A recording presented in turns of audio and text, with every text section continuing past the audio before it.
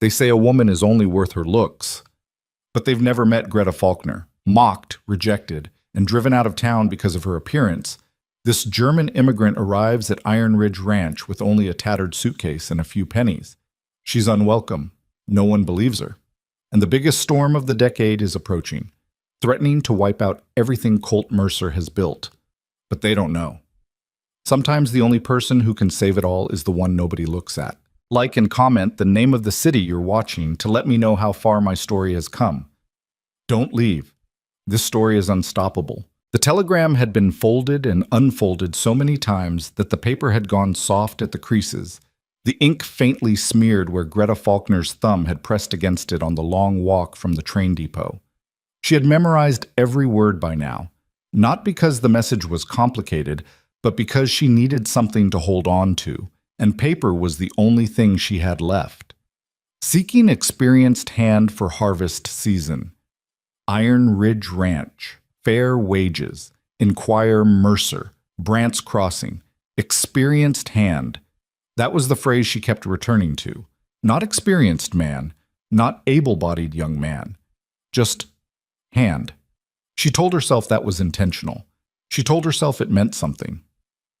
The road to Iron Ridge Ranch was 11 miles of packed dirt and loose shale, and she had been walking it since before sunrise because the livery stable in Brant's Crossing had quoted her $1.50 for a horse and cart, and she did not have $1.50. She had 63 cents, a tin of head cheese she'd bought 2 days ago and was rationing badly, and a suitcase that had belonged to her mother and now listed to the left because one of the hinges had broken somewhere between Hamburg and New York, and no one had ever fixed it. It was the third week of August, 1887, and the Kansas plain offered no mercy in that kind of heat. The sky was white rather than blue, a bleached, punishing white that pushed down on everything. There was no shade on the road, not for miles in any direction, just grass going yellow at the edges and dust that rose with every step and settled in the back of her throat, and the distant smudge of the Flint Hills doing nothing useful on the horizon. Greta Faulkner was 31 years old, 5 feet 4 inches tall, and built the way a woman gets built when she has spent her whole life doing the work that other people didn't want to do. Her shoulders were broad, her hands were rough, her face was plain, and she knew it, and she had stopped caring about that at some point. Or rather, she had stopped pretending to care about not caring, which was a different thing entirely and took longer. She wore a brown dress that had once been nicer and a pair of boots that had never been anything in particular. Her hair was the color of winter wheat, pulled back tightly, and her eyes were gray, the kind of gray that shifts between blue and green depending on the light and her mood. And today they were neither. She had come to Kansas from a town called Mill Haven, 3 counties east, where she had spent the previous 8 months working at Schuler's boarding house, cleaning rooms, doing laundry, helping in the kitchen, fixing whatever broke and no one else would bother with. She had been good at all of it. She had been good at all of it, and it hadn't mattered in the end because Otto Schuler's eldest son had come back from St. Louis with ideas about the place, and one of those ideas was that a woman who looked like Greta Faulkner wasn't the sort of face a respectable establishment wanted greeting guests in the front hall. He hadn't said it that directly. He'd been almost gentlemanly about it, offered her 2 weeks' wages extra, said something vague about the business going in a different direction. But she had heard what Mrs. Decker said to Mrs. Hoffmeister in the laundry room when they thought she'd already gone outside. Plain as a barn door and twice as wide, that one. Can't blame young Schuler for wanting something more presentable.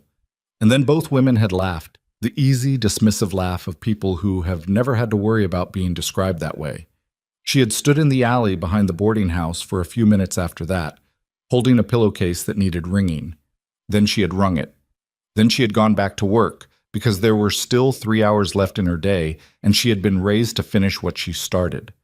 That had been 6 weeks ago.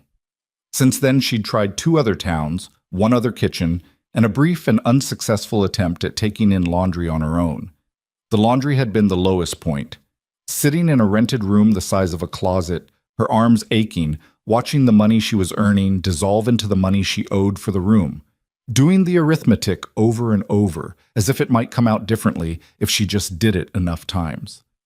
The telegram had appeared on the board outside the Brant's Crossing post office, like something left there specifically for her, which she knew was absurd and chose to believe anyway. She stopped walking to drink from her canteen. The water was warm and tasted faintly of tin. She looked up the road ahead of her and saw nothing that looked like a ranch, just more prairie stretching out flat and relentless, and a dark smear at the bottom of the sky to the northwest that had been getting gradually larger all morning. She had noticed the smear. She was not sure what to make of it yet. She put the canteen away and kept walking. Iron Ridge Ranch came into view around the bend of a dry creek bed, and Greta's first thought was that the telegram had been optimistic.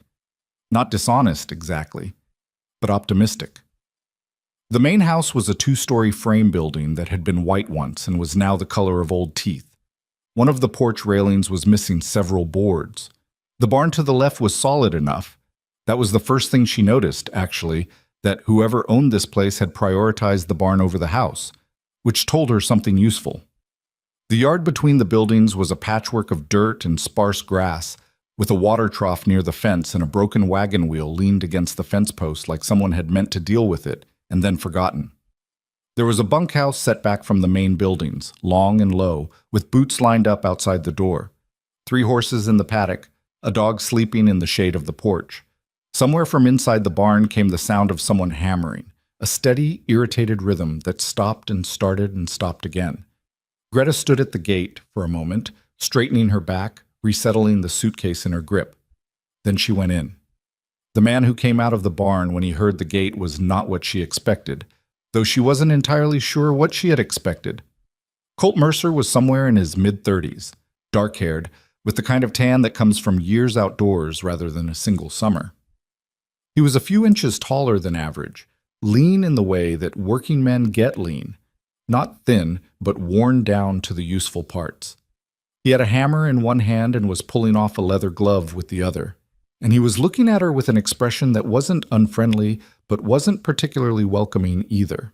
He took in the suitcase, the worn dress, the fact that she was a woman, alone, having clearly walked a considerable distance. "Help you?" he said. "I'm here about the telegram," Greta said. "The harvest position." He looked at her for another moment. "Mercer sent that telegram," he said. "That's me.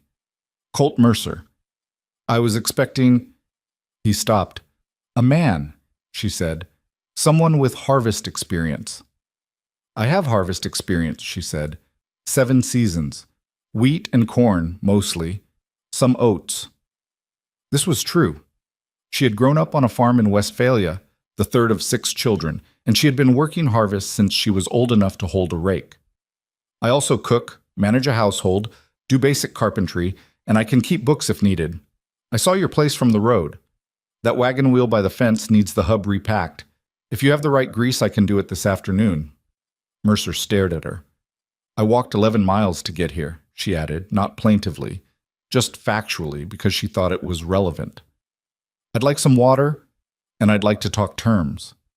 He looked at the suitcase again, then at her face. Something shifted in his expression, not warmth exactly, but something like recalculation. "Come inside, Bone," he said. "Or shit."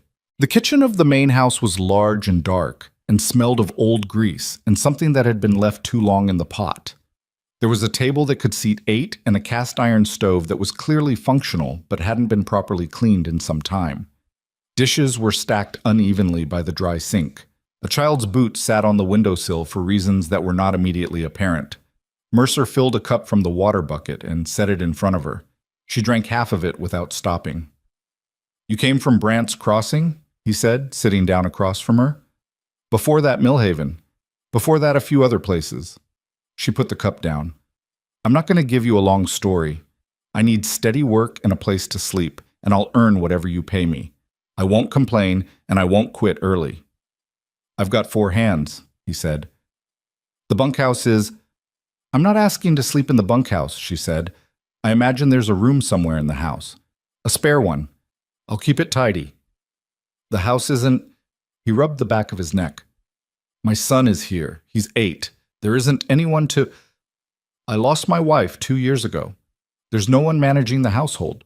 She looked around the kitchen again, taking it in more carefully now.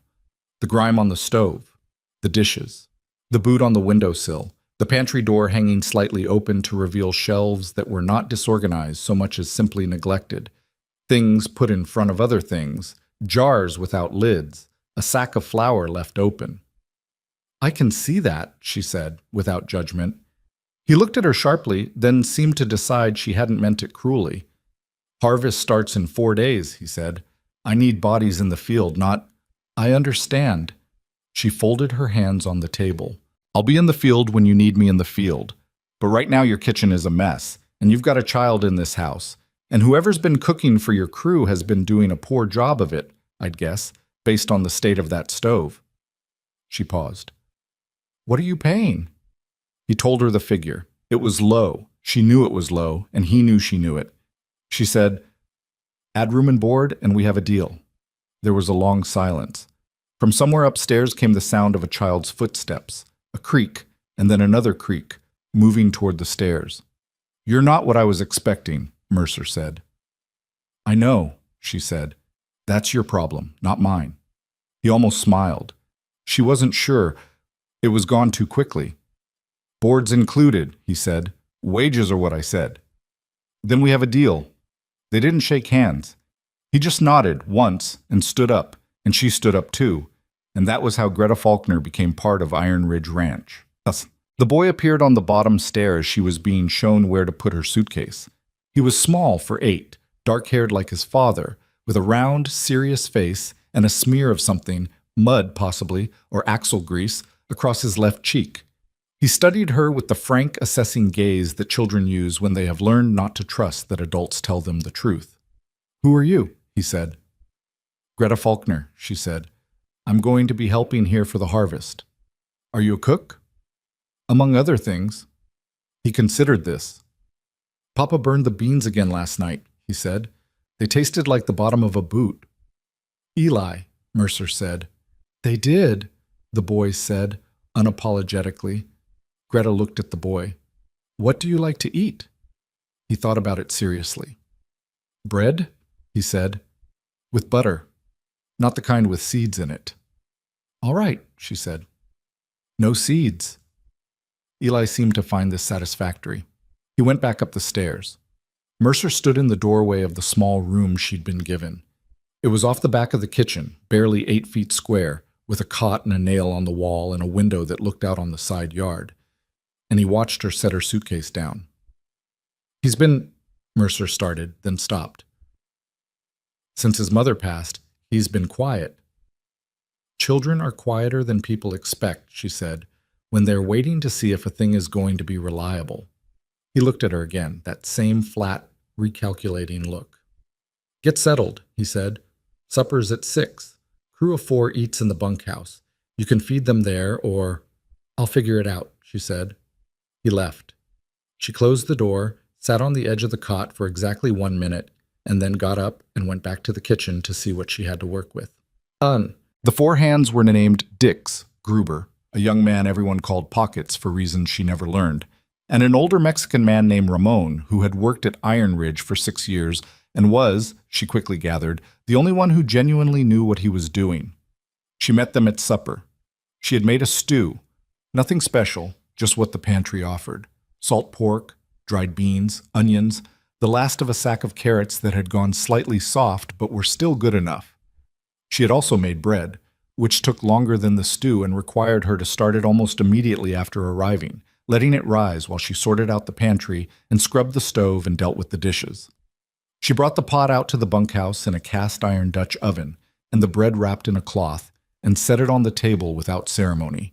The reaction was not what she might have hoped for.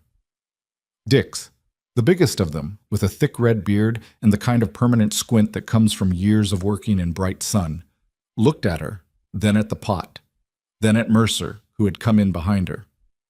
"This the extra hand you sent for?" Dix said. "This is Miss Faulkner," Mercer said. "She's working the harvest." Gruber, who was younger and thinner and had the specific energy of someone who likes an audience, grinned. "What's she gonna do? Iron our shirts?" Nobody laughed, but nobody told him to stop either. Greta ladled stew into a bowl and set it in front of Dix without a word. She did the same for Gruber, and for Pockets and Ramon. She poured coffee. She set the bread on the table. Then she sat down at the far end with her own bowl and ate. There was a silence that was not comfortable, but was not yet hostile. Gruber took a bite of the stew. He chewed. He looked at it. He took another bite. "That's actually good," he said, apparently unable to help himself. No one responded. Ramon looked at her from across the table. His eyes were dark and watchful, and he had said almost nothing since she arrived. Now he said simply, "Good bread." "Thank you," she said. The rest of the meal passed without conversation, but the bread was finished before anyone got up from the table, and the pot was empty, and Dix refilled his coffee twice. None of that was nothing. Tut! Mercer found her in the barn after supper, re-greasing the hub of the broken wagon wheel. She had found the tools and the grease in the equipment shed, and had started on it without asking, partly because she'd said she would, and partly because idle hands made her anxious. He stood in the doorway watching her for a moment. "You didn't have to do that tonight," he said. "Better than leaving it." She worked the grease into the bearing with her thumbs, feeling for any damage in the metal. "Wheel's fine, hub's fine. Someone just didn't keep up with it." "We've been short-handed," he said. "I can see that too." She wasn't saying it to twist anything. It was just the truth. He came in and sat on a hay bale, leaning his forearms on his knees. He was quiet for a while, watching her work. Outside, the night was coming in fast. The sky still a deep orange at the western edge, but already purple overhead. And somewhere out there, she thought, that dark smear she'd seen on the road was doing what dark smears do. "That cloud line to the northwest," she said. "How long has it been there?" "Week, maybe more. Moving slow." "What's the almanac say?" "Nothing I want it to say." She looked at him. "How much time do you have before the wheat needs to be in?" He was quiet for a moment that went on just long enough that she understood he was deciding how honest to be with her. "If the weather holds," he said finally, 10 days, maybe 12. "And if it doesn't hold?" He rubbed his jaw. "Then we're in trouble." She went back to working the hub. The lantern above them swayed slightly in a draft from somewhere, and the light moved across the straw and the old wood of the barn walls. "I need to know the full situation," she said. "If I'm going to be useful, I need to know what I'm actually working with, not just the harvest, the whole thing." He looked at her sideways. "You've been here 4 hours." "I know, and in 4 hours I've seen a kitchen that hasn't been properly managed in 2 years, a crew that's short at least 2 men for harvest season, equipment that's been getting by on its last good luck, and a storm on the horizon." She paused. "So either the ranch is in trouble, and you need people who know it, or it isn't, and you can tell me to mind my business. But I don't think it isn't." Mercer was quiet for a long time. Then he said, "I have a loan with Harlan Voss at the Territorial Lending Company out of Wichita. Took it out 3 years ago after my wife got sick. Medical bills, and then the following year was a bad harvest. I've been paying it back, but the interest—" He stopped. "Voss holds the note. If I can't show a successful harvest and make the payment in September, he has the right to call the loan. And if he calls it, then I lose the ranch." The barn settled around them, that particular quiet that old buildings make at night. Somewhere in the paddock, one of the horses stamped and blew. "How much of the harvest do you need to make the payment?" she asked. "Almost all of it. I need everything to come in clean, and I need to sell it at a fair price." He looked at his hands. 4 hands isn't enough for what I've got in the ground. I sent for 2 more out of Dodge City, but they're not coming until next week, and that might be too late if the weather turns. "So you need every day between now and when that storm arrives?" "Yes." She fit the wheel back onto its axle and checked the seat. It was good. She wiped her hands on a rag and stood up, and for a moment she and Mercer were just 2 people in a barn at the end of a long day, with a lot of trouble between them and whatever was coming from the northwest. "All right," she said. "Then we start early tomorrow." "What?" She was up before anyone else. The sky outside her window was still dark when she lit the kitchen stove, and by the time the first gray light was showing, she had porridge on, coffee boiling, and was mixing biscuit dough on the scrubbed table. She'd cleaned it the night before, after the wagon wheel, because she couldn't sleep in a kitchen that wasn't clean. Eli came downstairs at 5:30 in bare feet, hair standing up on one side, and stopped in the doorway and looked at the kitchen like he was checking to see if he'd walked into the wrong house. "You're up early," she said. "You're louder than Papa," he said, "but not complaining. Just reporting. Sit down, she said. Porridge in 5 minutes. He sat. He watched her work. He had that same serious expression he'd had on the stairs the night before, like he was taking careful notes. Where are you from? He said. You talk funny. Germany, she said. Bavaria, originally. Then I came to America when I was 19. Is that far? Very far. Across the ocean. He thought about that. Did you come by boat? Yes, it took 3 weeks. Was it scary? She considered this honestly. Parts of it were. Parts of it weren't. She set a bowl in front of him. Eat. You're going to need it. He ate. She watched him from the corner of her eye doing the mental arithmetic she'd been doing all morning. How many mouths, how much food in the pantry, how many days until supplies needed replenishing, what she could stretch and what she couldn't. The pantry was not bare, but it was not generous. Someone had been buying staples without a plan, which meant they were running out of some things while having too much of others. She would need to go to Brant's Crossing, soon, and with a list. Mercer came in at 5:45 and stopped when he smelled the coffee. He poured himself a cup and stood at the window looking at the sky to the northwest. Winds shifted, he said. I know, she said. I noticed it an hour ago. He looked at her. And? And nothing yet, just noting it. She didn't say more, because there wasn't more to say. Weather on the prairie was not a thing you could argue with. You could only prepare for it. Eat something before you go out. You won't be worth much to anyone by midday if you don't. He looked like he might say something about that. Then he sat down and ate. Classic. The first full day at Iron Ridge Ranch taught Greta several things, some of which she had suspected and some she hadn't. She had suspected, for instance, that Dick's would be difficult. He was the kind of man who had fixed ideas about what women were for, and being outworked by one of them at anything was going to sit badly with him.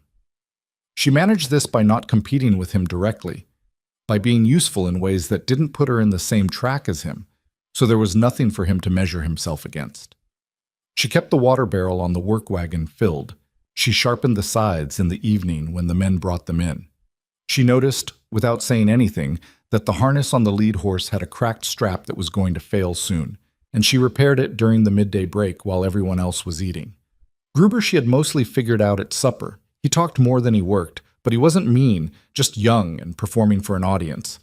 He would be fine if the audience stopped being interested in him, and she simply didn't give him one. Ramon was different from the others. On the second morning, when she was filling the water barrel before dawn, she heard footsteps and turned to find him there, already dressed for work, holding 2 empty buckets. I'll help, he said simply. Thank you, she said. They filled the barrel in silence, 2 trips each, and when it was done, he picked up his hat from the fence post where he'd set it and said, Senor Mercer is a good man. He's been having a hard time. He said it without looking at her, walking toward the barn. Just so you know. She thought about that most of the morning. On the third day, the trouble with the supply situation became impossible to ignore. She'd been doing inventory when she wasn't needed elsewhere, so going through the pantry shelf by shelf, making lists, checking what she'd assumed against what was actually there. What she found was not exactly a crisis, but it was pointed in that direction. Flour, low. Salt, adequate. Sugar, nearly gone. Coffee, a week's worth, maybe less. Dried beans, enough. Preserved meat, some, not much. And nothing in the way of fresh anything, because whoever had been doing the buying for the ranch had been buying as needed rather than in quantity, which meant they were always paying more than they should for less than they needed.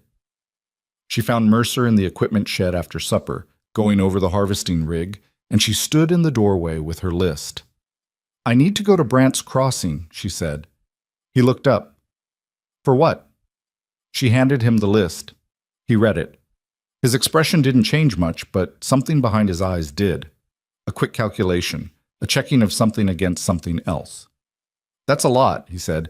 It's what we need for 2 weeks of feeding 6 people at harvest pace. If I buy in quantity now, I'll spend less than if I keep going back for small amounts. Flour, especially.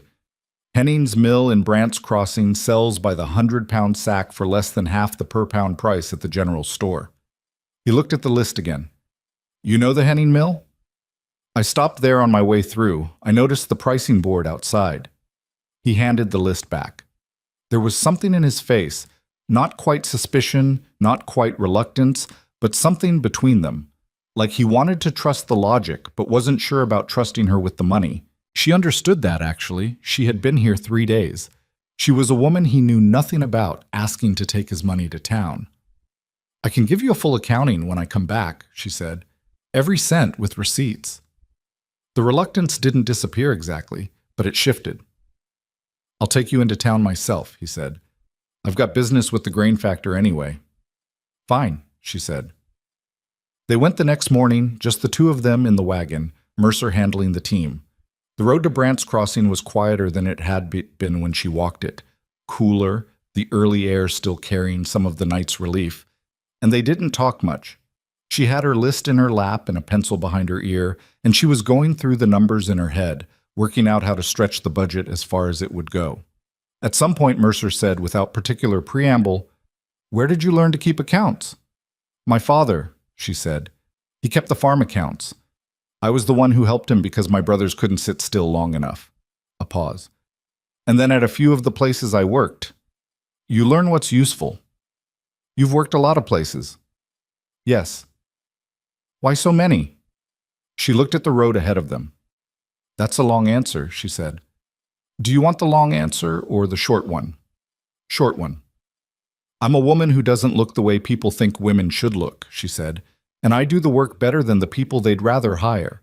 Those two things together make people uncomfortable, and uncomfortable people find reasons." He didn't say anything for a while. Then he said, "That's not right." "No," she agreed. "It's not." More silence. The horses moved at a steady walk, and the prairie stretched out around them, pale and enormous. Somewhere ahead, Brant's Crossing was a dark line on the horizon. "My wife," Mercer said. He seemed to be working up to something. "She was the one who kept things together here. The accounts, the planning, the—" He stopped. "I'm good at the land and the livestock. The rest of it I've been doing badly." "I noticed," she said. She said it the same way she'd said it in the kitchen on the first day. Not cruel, just honest. There was a distinction, and she tried always to be on the right side of it. He looked at her sideways, and this time, when the almost smile came, she caught it before it disappeared. "You're very direct," he said. "I found it saves time," she said. In Brant's Crossing, while Mercer went to the grain factor, Greta worked through her list with methodical efficiency. She knew what she was looking for, and she didn't browse. Henning's mill first, the 100-pound flour sack plus cornmeal, then the general store for sugar, salt, coffee, dried fruit, and lamp oil. She checked prices against her estimates and found she was within 6 cents on all but the coffee, which was higher than she'd expected due to, the store owner explained apologetically, a freight issue out of Kansas City. She made adjustments. She had enough. She was loading the last of the supplies into the wagon when she overheard something that stopped her. 2 men talking on the boardwalk in front of the land office, not far away, their voices carrying clearly in the still morning air. One of them she didn't know. A heavy-set man in a decent suit, not from Brant's Crossing, she guessed, because he had the shoes of someone who didn't walk on dirt roads often. The other was a younger man who worked, she had gathered, at the land office itself. "Rights on that stretch of the Crooked Creek tributary are worth 3 times what he paid for the land," the heavy-set man was saying. "If Mercer can't make his payment in September, and if the harvest comes up short, well," the heavy-set man adjusted his cuffs. "One hopes for the best, naturally, but if it does come up short, the note comes due and the property reverts. Water rights included." A pause. The younger man said something she couldn't hear. "Voss is patient," the heavy-set man said.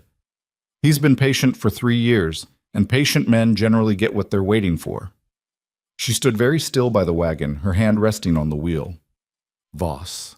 Harlan Voss, from the Territorial Lending Company. The man who held the note on Iron Ridge Ranch. The man who, if the harvest failed, would take everything Colt Mercer had built. Water rights. The Crooked Creek tributary. She had not known, until this moment, that there was water running through Iron Ridge's land that was worth anything. She had not thought to ask about it. Mercer hadn't mentioned it. And maybe he didn't know either. Maybe he didn't realize what it was he had, or what Voss was actually waiting for. She kept her face still and her hands busy, and she listened until the two men went inside, and then she finished loading the supplies and went to find Mercer at the grain factor's office. She didn't say anything on the road back. She needed to think first.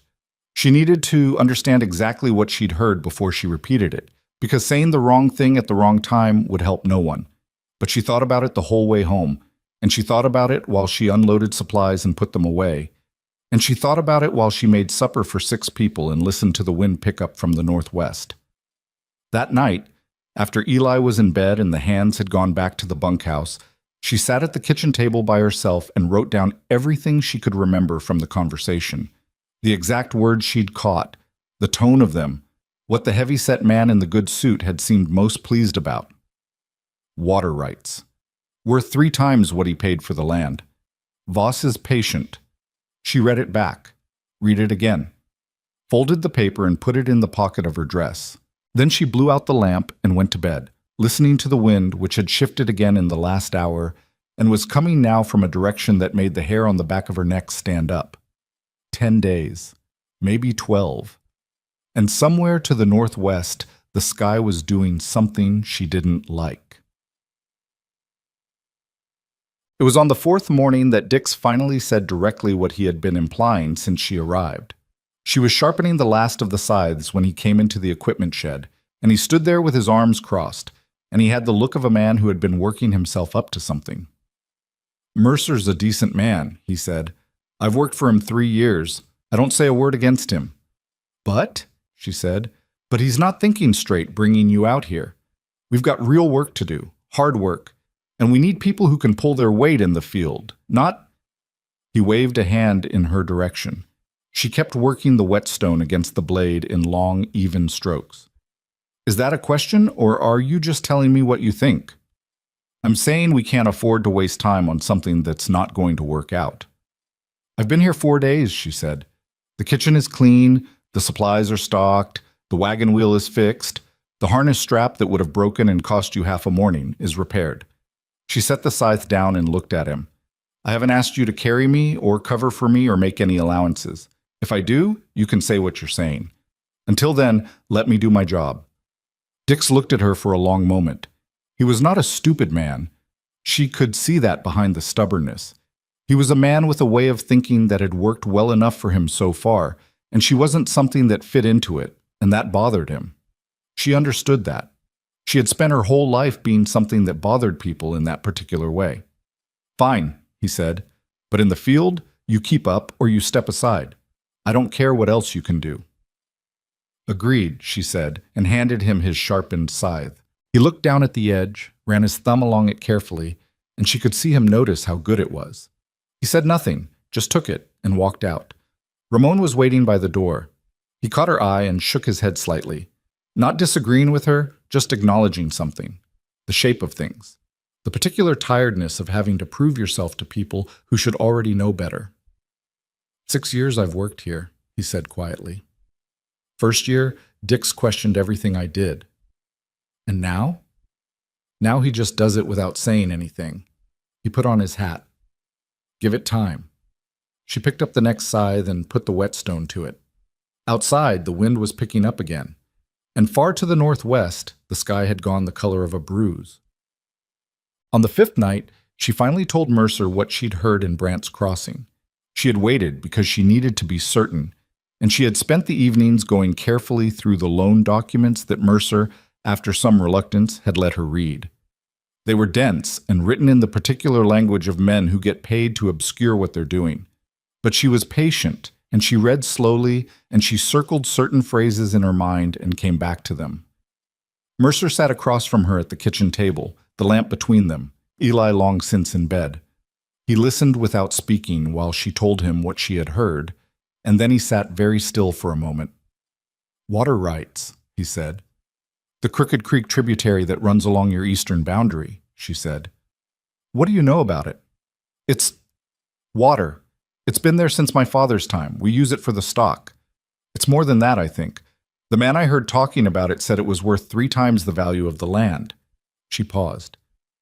"Do you understand what Harlan Voss is actually after? He doesn't want your wheat. He wants that water." Mercer looked at the table. Something was moving behind his face. Not panic, but the beginning of a different kind of understanding, the kind that comes when you realize the game you thought you were playing was not the game that was actually happening. "If he gets the ranch," she said carefully, "he gets the water rights with it. And he's structured the loan so that a bad harvest, any bad harvest, not just a catastrophic one, gives him grounds to call the note. He can't just type like, I don't know what he can do. I'm not a lawyer." She kept her voice even. "But I think you need to find one. And I think you need to find out exactly what that water is worth, and to whom, and whether there's any argument against the loan terms that a court would listen to." Mercer stared at her across the table. The lamp made his face look older, or maybe it was just the weight of what she was saying. "I can't afford a lawyer," he said. "I know. And the harvest starts in 3 days. I know that too." They sat with it for a moment. Outside, the wind moved through the grass in long, sighing waves, and somewhere out there the storm was still coming, slow and patient, the way that things come when they don't need to hurry. "One thing at a time," she said finally. "Harvest first. Everything else waits until harvest." Mercer looked at her. There was something in his face she hadn't seen before. Not gratitude exactly, but something adjacent to it. Something like the expression a person makes when they realize they are not, in fact, entirely alone. "Why are you doing this?" he said. "You came here for wages. This is more than... You needed someone who could do the work," she said. She stood and picked up the lamp. "Go to sleep, Mr. Mercer. It's a short night." She went to her room and closed the door, and she lay on the cot in the dark with her eyes open, listening to the wind. 3 days until harvest, maybe 12 until the storm. A man who was being robbed without knowing it, a child who needed bread without seeds in it, and a sky to the northwest that was going to do what skies did regardless of what anyone wanted. She had walked 11 miles through brutal heat for this job.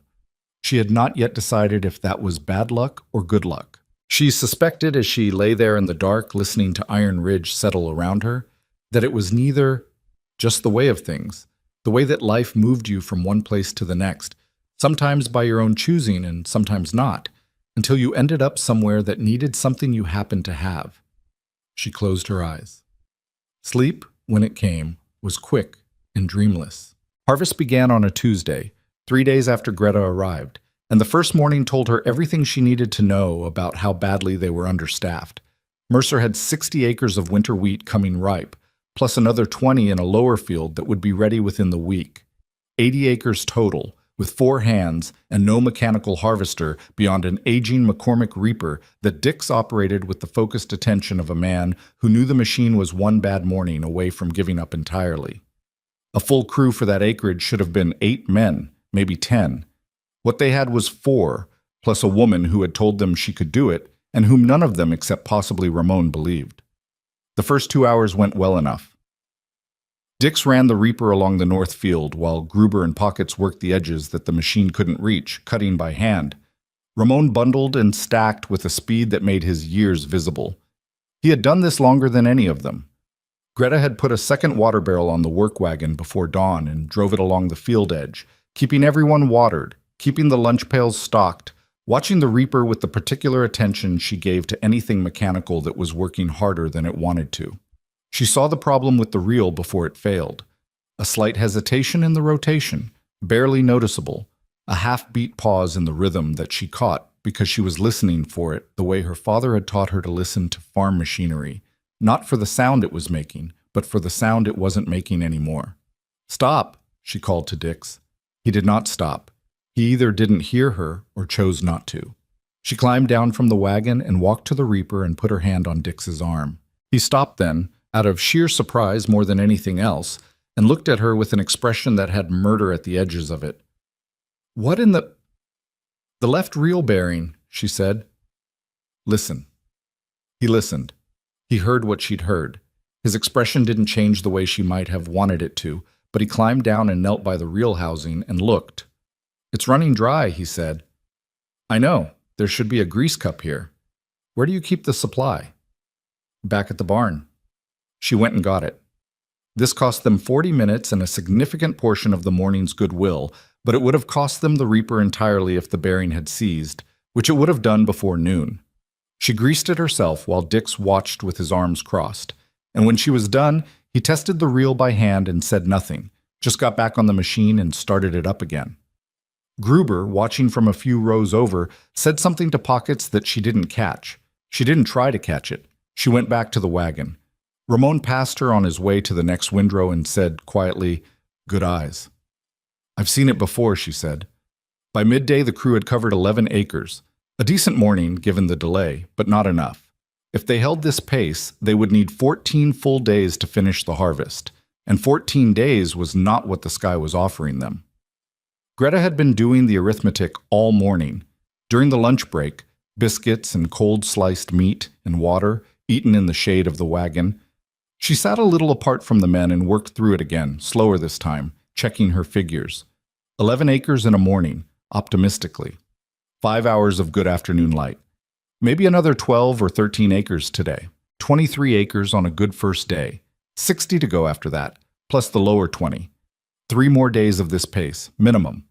And that was assuming the reaper didn't give them any more trouble, assuming the weather held, assuming nobody got hurt. She looked northwest. The bruise on the sky had not moved closer today, but it had not moved farther away either. Mercer came to sit beside her during the break.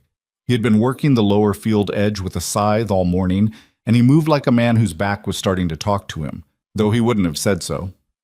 "Pace looks all right," he said. "It's not enough," she said. He looked at her. "We need more workers in the field," she said. "Not the day after tomorrow when the men from Dodge City arrive, now." She had been thinking about this all morning. Who else is there? In Brant's Crossing, or near it? Anyone who might work for a day or two? He thought about it, rubbing his jaw. There's the Hennessy brothers over on the Sycamore Creek Road. Frank and his boy. But Frank's got his own harvest starting. What about women? He looked at her blankly. In Brant's Crossing, wives of men who are out working, older children who are not in school in harvest season. She said it simply, like it was obvious, which she thought it was. I can cook and run the wagon and keep the crew going, but right now I'm not in the field. If I'm in the field, someone else has to manage the supplies and the food. If there are women in town who need work and can manage a camp kitchen and a supply line, that frees me up. I can't. He started to say something about money. She could see it coming. She cut across it. I can ask for day wages, she said. Less than the men. It's not fair, but it's what it is. And right now you need bodies more than fairness. And you should go to town yourself and talk to Frank Hennessy. Tell him you'll send your crew to his harvest when yours is done. He'll want that in writing. Then write it. She looked at him steadily. You need to fight for this. Every tool you have. He was quiet for a moment, watching the crew eat in the shade.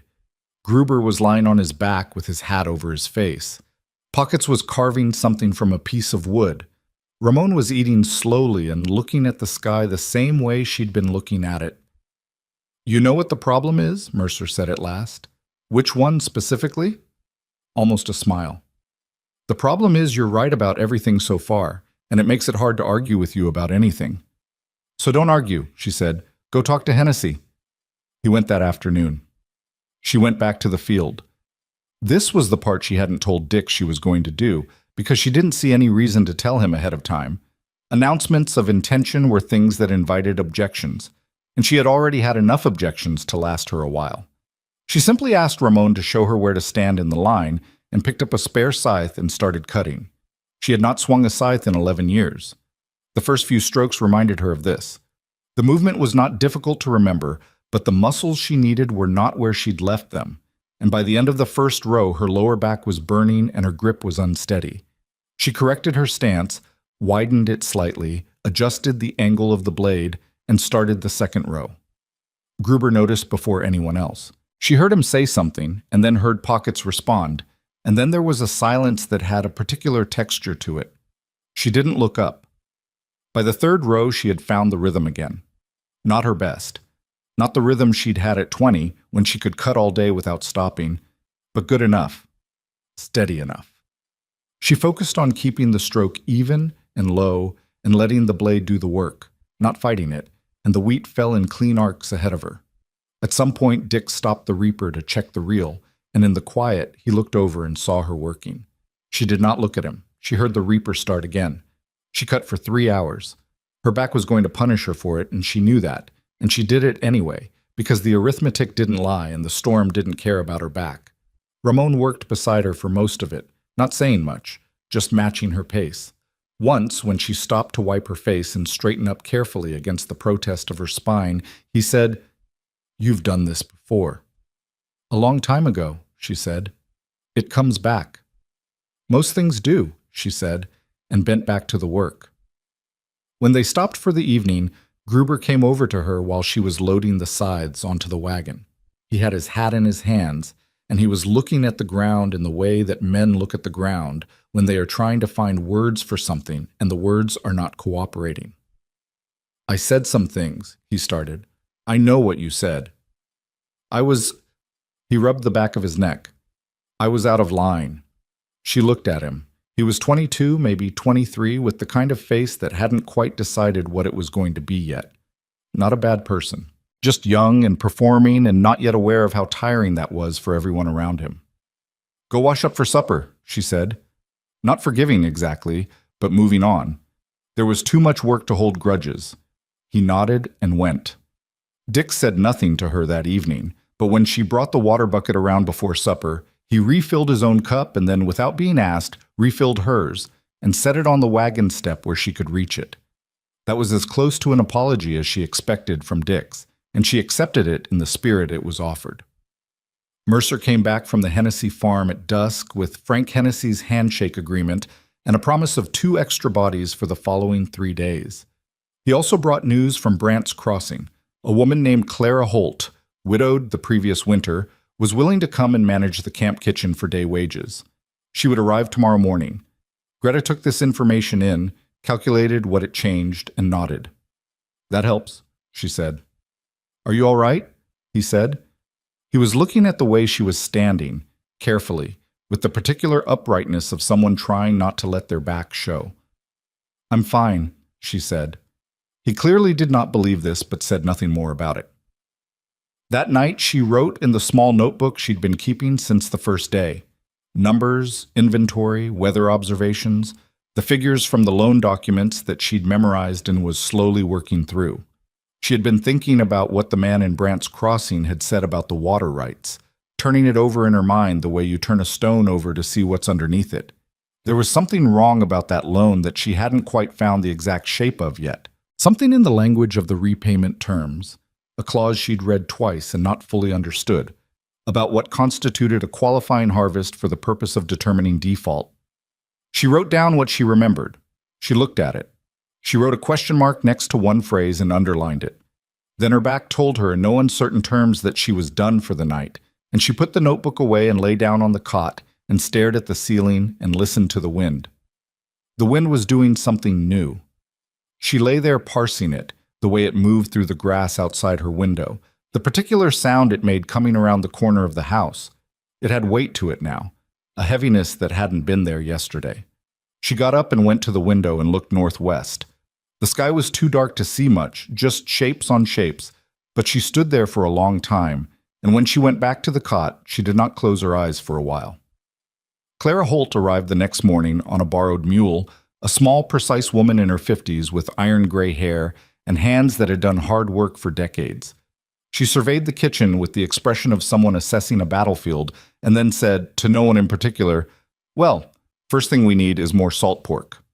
"Third shelf," Greta said, "behind the cornmeal." Clara looked at her. Then she found the salt pork and went to work, and they did not step on each other once in the entire morning, which Greta took as a good sign. Some people you can work beside without negotiation, and some you can't, and Clara was one of the ones you could.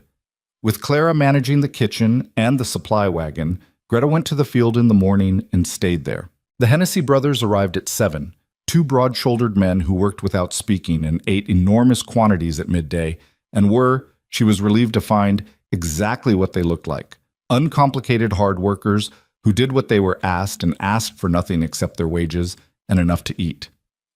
Frank Hennessy's son, a boy of about 15, came with them and turned out to be fast and steady, better than Pockets in some ways and with none of the self-consciousness about it. With the larger crew, the pace shifted. 27 acres that second day. 29 on the third. Greta's back settled into a steady ache that she learned to work around, and the rhythm of the scythe came back to her more fully now, the muscle memory reasserting itself stubbornly, even when the muscle itself was protesting. On the fourth day of harvest, the two men from Dodge City arrived. Named Sutton and Webb, experienced hands who fit into the operation without friction, and their arrival was the first moment since she'd been at Iron Ridge that Greta thought the arithmetic might actually work out. 6 proper field hands, the Hennessy brothers for 2 more days, the reaper running clean. If the weather held, they might make it. She did not let herself think too hard about that. If. It was Eli who noticed the debt figures. She had left her notebook on the kitchen table one morning. Careless, she had been tired. And when she came in at midday, he was sitting there with it open, not reading it exactly, but looking at the numbers the way children look at things they recognize as significant without understanding why. "These are big numbers," he said when she sat down across from him. "Yes," she said. She didn't take the notebook away. "Is that how much Papa owes?" She thought about how to answer that. "Some of it," she said. Eli looked at the figures. He was quiet for a moment, and then he said, "Mama used to worry about money before she got sick. I used to hear her and Papa talking after I was supposed to be asleep. That happens in a lot of families. Is the ranch going to be all right?" She looked at him. He was 8 years old and asking her a direct question with his eyes open, not looking for comfort particularly, just looking for the truth. She respected that. "I don't know yet," she said. "But we're working on it." He nodded, accepting this with the particular seriousness of a child who has already learned that adults don't always know things. Then he pushed the notebook back toward her and went outside. She sat with it for a moment, his small fingerprints at the edge of the page, the numbers in her own careful handwriting looking back at her. Then she closed it and went back to the field. The problem with the loan became clearer to her on the 5th evening, when she finally found the language she'd been circling. It was in the 3rd addendum, a page she'd almost skipped because it looked like standard boilerplate. But the phrase was there, buried in the middle of a long subordinate clause. "The yield assessment, for purpose of determining qualifying harvest, shall be conducted at the sole discretion of the lender's appointed assessor." She read it 3 times. The lender's appointed assessor. Not a county assessor. Not an independent third party. Voss's own man making the call about whether the harvest was good enough to avoid default. She set the document down and pressed her fingertips against the table and breathed carefully through her nose. He didn't need the harvest to fail on its own. He just needed his assessor to say it had failed. And with that clause in the agreement, there was no one to argue with, no second opinion that was owed, no appeal, just Voss's man and Voss's decision. She had known, from the conversation in Brant's Crossing, that something was wrong with this loan. She had not known until this moment exactly what shape the wrong thing was. She waited until after supper, after Eli was in bed, and she put the document on the table in front of Mercer and pointed to the clause. He read it. He read it again. His face went very still. "He can just—" he started. "Yes," she said, "even if the harvest is good, even if we make the yield." "Yes." He sat back in his chair and ran his hands through his hair and stared at the ceiling, and she let him do that for a moment because he needed to. "Then what's the point?" he said. Not a question, just a man looking at the edge of a cliff. "The point," she said, "is that now we know. And knowing it is the only way to fight it." He looked at her. His face was tired and angry, and under the anger was something that looked like fear, the real kind that comes not from the dark but from understanding exactly what you're facing. "How do you fight a clause in a contract?" he said. "You find someone who can say it's not enforceable," she said. "A lawyer, eventually. But first," she had been thinking about this all evening, "first you document everything, every acre cut, every yield counted, every day's work. You keep records so thorough and so clear that if Voss sends his man out here and that man says the harvest failed, you have something to put beside his word. My word against his. Your record's against his word," she said. "That's better." She paused. And I think there may be a county assessor in Millhaven who operates independently of the lending companies. I knew someone who worked in the county office there. It's worth a letter, at least. Mercer looked at her for a long time. The lamp was low and the kitchen was quiet, and outside the wind was doing that heavy thing it had been doing for 3 nights now, that weighted, patient movement that she did not like. "Why?" he said, finally. Just the word, sitting there. She understood what he was asking. "Because it's the right work," she said. "And I'm here." That was the truest answer she had.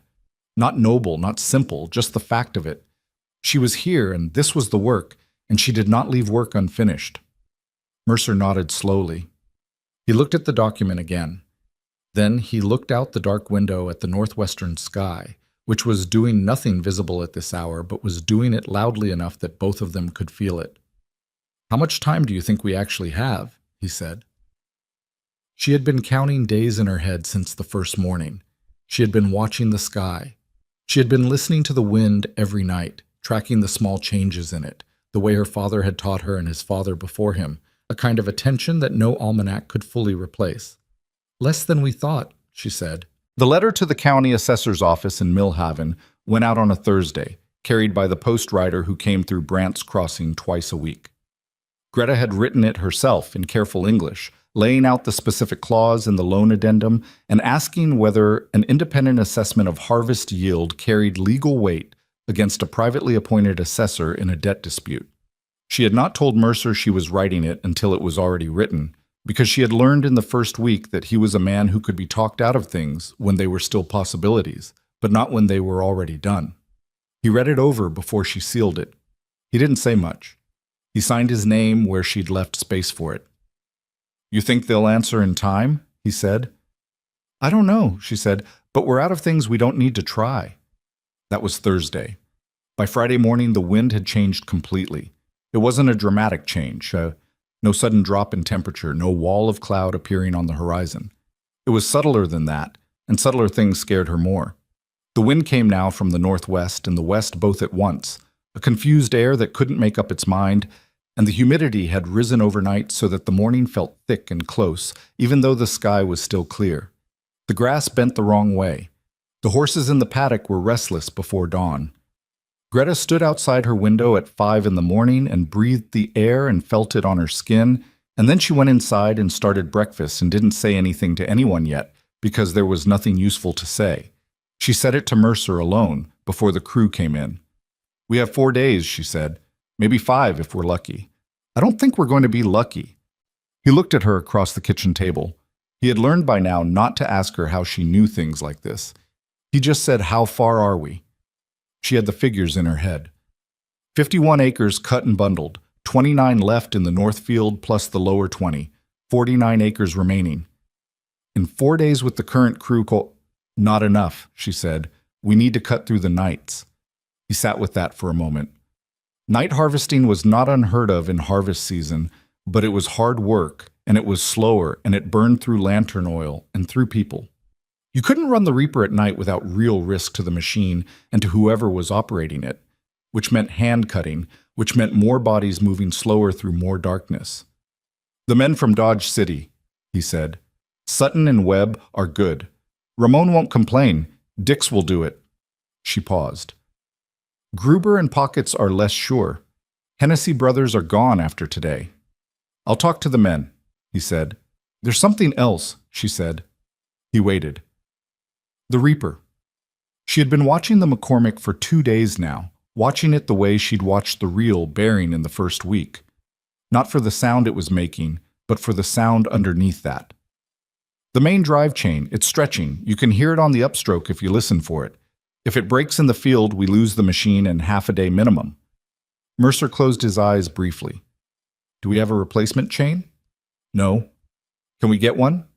Brant's Crossing doesn't carry parts for that model. The nearest dealer is in Wichita. She had already checked. "But I think I can repair the existing one if it breaks. I've seen it done.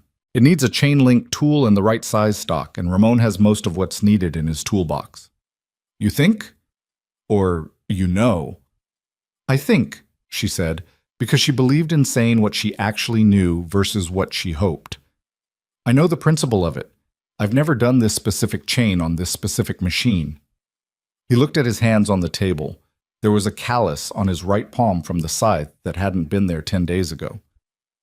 All right, he said. What do we do? We run the Reaper as long as we can today and tomorrow, hand cutting at night with whoever will work. And we pray. She caught herself. And we hope the chain holds. He almost smiled at that, the near smile she had come to recognize. Right, he said. She stood up. Eat something, she said. It's going to be a long day. It was a long day. The Reaper ran from sunup until 2 in the afternoon, when a sound she had been dreading all morning finally announced itself. A sharp, metallic complaint from the drive housing. Not quite a brake, but its close cousin.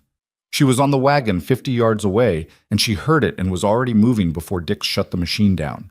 She knelt in the stubble beside the chain housing with Ramon, who had brought his toolbox without being asked, and they looked at what they had. It's not broken, Ramon said. Not yet, she said. 2 more links are going. See here and here, she pointed. We need to take the load off this section before it goes all the way through. Dix was standing above them, arms crossed, watching. You sure you know what you're doing? No, she said. Move back so I have room. He moved back. She heard Gruber say something to Pockets and didn't bother parsing it. It took her and Ramon 40 minutes. It was not clean work. Her knuckles were bleeding by the end of it from a slip with the link tool, and there was a moment midway through where she genuinely did not know if the repair was going to hold, where she looked at what she'd done and looked at Ramon, and he looked back at her with steady, unreadable eyes, and she thought, all right, one more try. She adjusted the tension on the connector link, seated it again, worked it carefully by hand to check the movement. It held. She stood up, wiping her hands on a rag. Her knuckles stung. The chain held. She said, run it slow for an hour. If it makes the same sound, stop immediately. Dix looked at the repair. He looked at her hands. He looked at the repair again. Good work, he said. He said it the way men say things when the words cost them something. She took it the same way. The Reaper ran slow for an hour, and then faster, and the chain held through the rest of the afternoon, and they cut another 9 acres before the light gave out. That night, under lanterns hung from poles driven into the ground at the field's edge, the crew cut by hand. It was strange work, lantern harvesting. The light was yellow and uneven, throwing long shadows across the standing wheat, so that the rows seemed to breathe and shift as the flames moved in the night breeze. The sound was different too, quieter without the Reaper, just the rhythm of scythes and the rustle of wheat falling, and the occasional murmur of men talking in low voices, the way men do when they're tired and working past when they should be. Mercer cut alongside the crew. He had not asked anyone to do something he wouldn't do himself, and she had noticed this from the beginning but noticed it more sharply now in the strange honesty of night work. Dix and Ramon on either side of him, Sutton and Webb working the far end of the row. Gruber was there, to his credit. He'd been the one she expected to beg off, but he was there and working, if not as fast as the others. Greta carried lanterns and water and kept the count. Every 5 rows she marked it in her notebook with the time and the approximate acreage, building the record she had told Mercer they needed. It was tedious and important, and she did not stop doing it even when her eyes were dry from the lamplight and her feet were sore and the night was pressing down on all of them. At midnight, Mercer called a rest.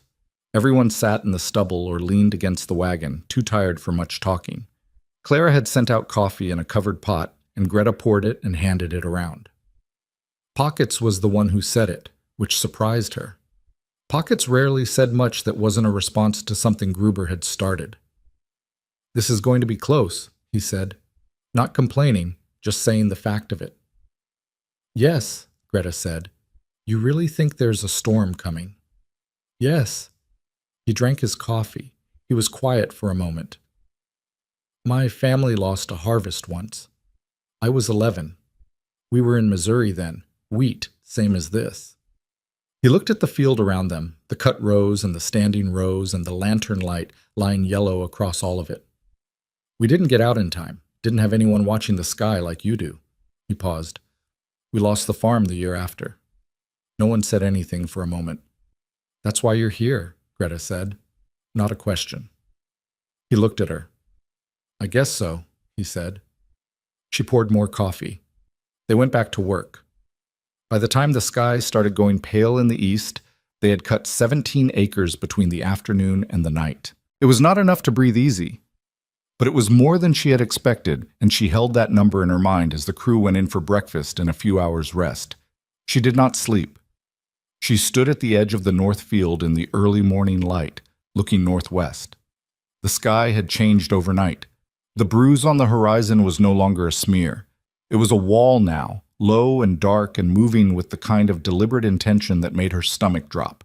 It had color at the bottom of it, greenish, which she did not like, and the clouds above were going in a direction that was different from the clouds below, which was a thing she had seen twice in her life in Bavaria and once in Missouri, and each time it had preceded something that knocked down what people had built. She wrote the time in her notebook. She wrote what she saw. She wrote a number, 43, which was the acres still remaining after last night's work. Then she went inside and told Mercer. He looked out the window, and he did not say anything for a moment, and she could see him running the same numbers she had run, the same ugly arithmetic. "When?" he said. "Tonight," she said. "Maybe tomorrow morning if it stalls. But I wouldn't count on it stalling." He turned from the window. His face had the flatness that she had learned meant he was holding something very still inside himself that would not be useful if it got out. "What do we do?" "We cut everything we can today," she said. "Everything. No breaks beyond what's necessary. The reaper runs until it can't. The men cut alongside it. And when the storm hits..." She stopped. "When it hits?" "Then we do what we can," she said, because there was a limit to what any of them could do against what was coming, and they both knew it, and she had decided not to pretend otherwise. "Some of it will come in, some of it won't. But we keep records of every acre we lost and every acre we cut, and we keep the assessment documentation, and we fight what's left with whatever we have." He looked at her for a long moment. "You're already thinking about after." "I'm thinking about both at the same time," she said. He nodded, and then he called the crew. The day that followed was the hardest single day of Greta Faulkner's working life, and she had had hard days. The reaper ran at full capacity from 7 in the morning, Dix pushing it, and the chain complaining but holding, and every person who could swing a scythe worked beside it. Even Clara came out from the kitchen at midday, rolling up her sleeves, and worked a row with the quiet efficiency of a woman who had done this before and had not forgotten. Eli appeared at the field's edge at one point, and Mercer sent him back to the house firmly, and he went. But Greta had seen his face before he turned. Serious and frightened and trying not to be, the face of a child who understood that something important was hanging. By 4 in the afternoon they had cut 26 more acres, 17 remaining. The sky to the northwest was no longer just a wall. It was a presence. The light had gone wrong, yellow-gray, the particular ugly light that comes before serious weather, the kind that makes colors look wrong and makes animals nervous. The horses had been moved into the barn. The temperature had dropped 6 degrees in the last hour. Greta stood at the edge of the remaining rows and looked at the sky and looked at the wheat and made a decision. "We can get 10 more acres in," she said to Mercer. "Maybe 12. Then it hits." "We try for all 17. "We try for all 17, she agreed, "but we make sure the 10 is secure first. Priority on the bundles that are already cut. We get those under cover before anything else. Then we take what we can from what's standing." He nodded. "I'll tell the men." "Tell them quickly," she said. The next 2 hours were not orderly. They were what they were, a group of exhausted people working as fast as they could against something that was going to win regardless. The already cut wheat came in first, hauled on the wagon in loads that Greta drove herself, hard and fast, back and forth to the threshing barn while Mercer and Ramon supervised loading. Sutton and Webb cut without stopping. Dix ran the reaper on the last good rows until the light got bad enough that she called him off it, and then he picked up a scythe himself, and she had never seen Dix work like that before. Something had shifted in him over the course of the day. Some calculation he'd been running for 2 weeks had finally come out on a different side. The storm hit at 6:47 in the evening. She knew the exact time because she was writing in her notebook when it arrived, and she wrote the time reflexively before she ran. It came with wind first, a wall of it that hit the standing wheat flat in less than a second, and then the rain. Not gradual, just suddenly everything was wet and roaring and the lanterns they'd put out were gone. She got to the barn with the last wagon load and Ramon pulled the door shut behind her. And for a minute they just stood there in the dark and the thunder and listened to what was happening outside. When it was over, 2 hours later, the rain dropping to a drizzle and the wind dying to something merely unpleasant, they went out with lanterns and looked at the remaining rows. 7 acres. 7 acres of standing wheat, flattened and soaked and tangled, the stalks bent sideways and the heads beaten down into the mud. Not all of it was lost. Some of the flattened wheat could still be cut and salvaged, but in the lantern light, looking at it, Greta felt the weight of it settle on her. 7 acres they hadn't reached. 7 acres that had needed maybe 40 more minutes and hadn't gotten them. Mercer stood beside her, not speaking. The crew stood behind them. Rain dripped from the brim of her hat. She opened her notebook. In the muddy dark, by lantern light, she wrote, "Storm arrived 6:47 p.m. 7 acres standing at time of arrival. Condition, flattened, significant rain damage. Remaining harvest in barn, approximately 73 acres cut and bundled. 73 acres out of 80. She had the number. She had the record. She had every day's work documented from the morning of the first harvest to this moment." Gruber said quietly, "We tried." Nobody answered him. She closed the notebook. That night, after the crew had gone to the bunkhouse and Eli had been settled, he had been awake when they came in, sitting on the stairs in the dark, and Mercer had held him for a moment before sending him back to bed. Greta sat at the kitchen table and spread out the loan documents beside her notebook. She had been waiting for this. The storm, the loss, the final count. Now she had all the numbers, and she laid them out against the loan language the way you lay out a problem you have been meaning to solve. 73 acres in, 7 lost to the storm. The qualifying harvest threshold in the loan, as far as she could determine, was tied to the original projected yield, and the language in the addendum, the language about the lender's appointed assessor, was the thing that made her jaw tighten every time she read it. Voss was going to send his man. His man was going to look at the 7 flattened acres and call the harvest insufficient, and then Voss would have everything he'd been waiting 3 years for. She heard footsteps in the hallway, and Mercer appeared in the doorway. He had not slept. He looked like a man who had accepted something and was now deciding what to do with it. "I got a letter today," he said. "Before the storm. I forgot to tell you, with everything." She looked up. He put an envelope on the table beside her notebook. "From the post rider. It came this afternoon while we were in the field." She looked at the return address. Millhaven County Assessor's Office. Her letter, the one she'd sent Thursday. It had been 5 days. Fast for a government office, which told her something. She opened it carefully. It was short. 3 paragraphs. The third one was the one that mattered, and she read it twice before she looked up at Mercer. "A clause assigning sole assessment authority to a private lender's appointee," she read aloud, "has been successfully challenged in 3 Kansas district court cases in the past decade, most recently in Callaway County in 1884, where the court ruled that such clauses represent a conflict of interest incompatible with fair debt enforcement." She looked at Mercer. "The assessor's name is Gerald Hawes. He says that if we can document the harvest yield and the storm damage independently, he is willing to make a county assessment on record." Mercer sat down slowly.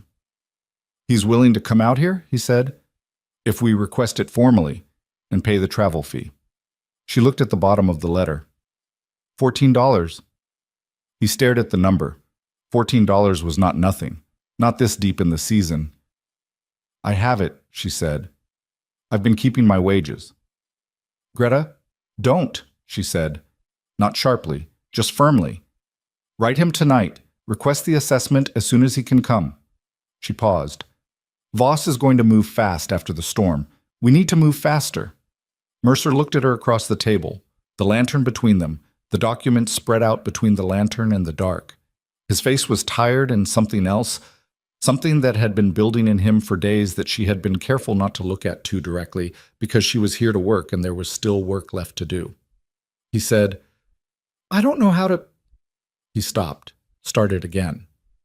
"I've been running this place alone for 2 years, making every decision alone, and in 2 weeks you've—" He stopped again. "Don't thank me yet," she said. "We haven't won anything." "I know," he said.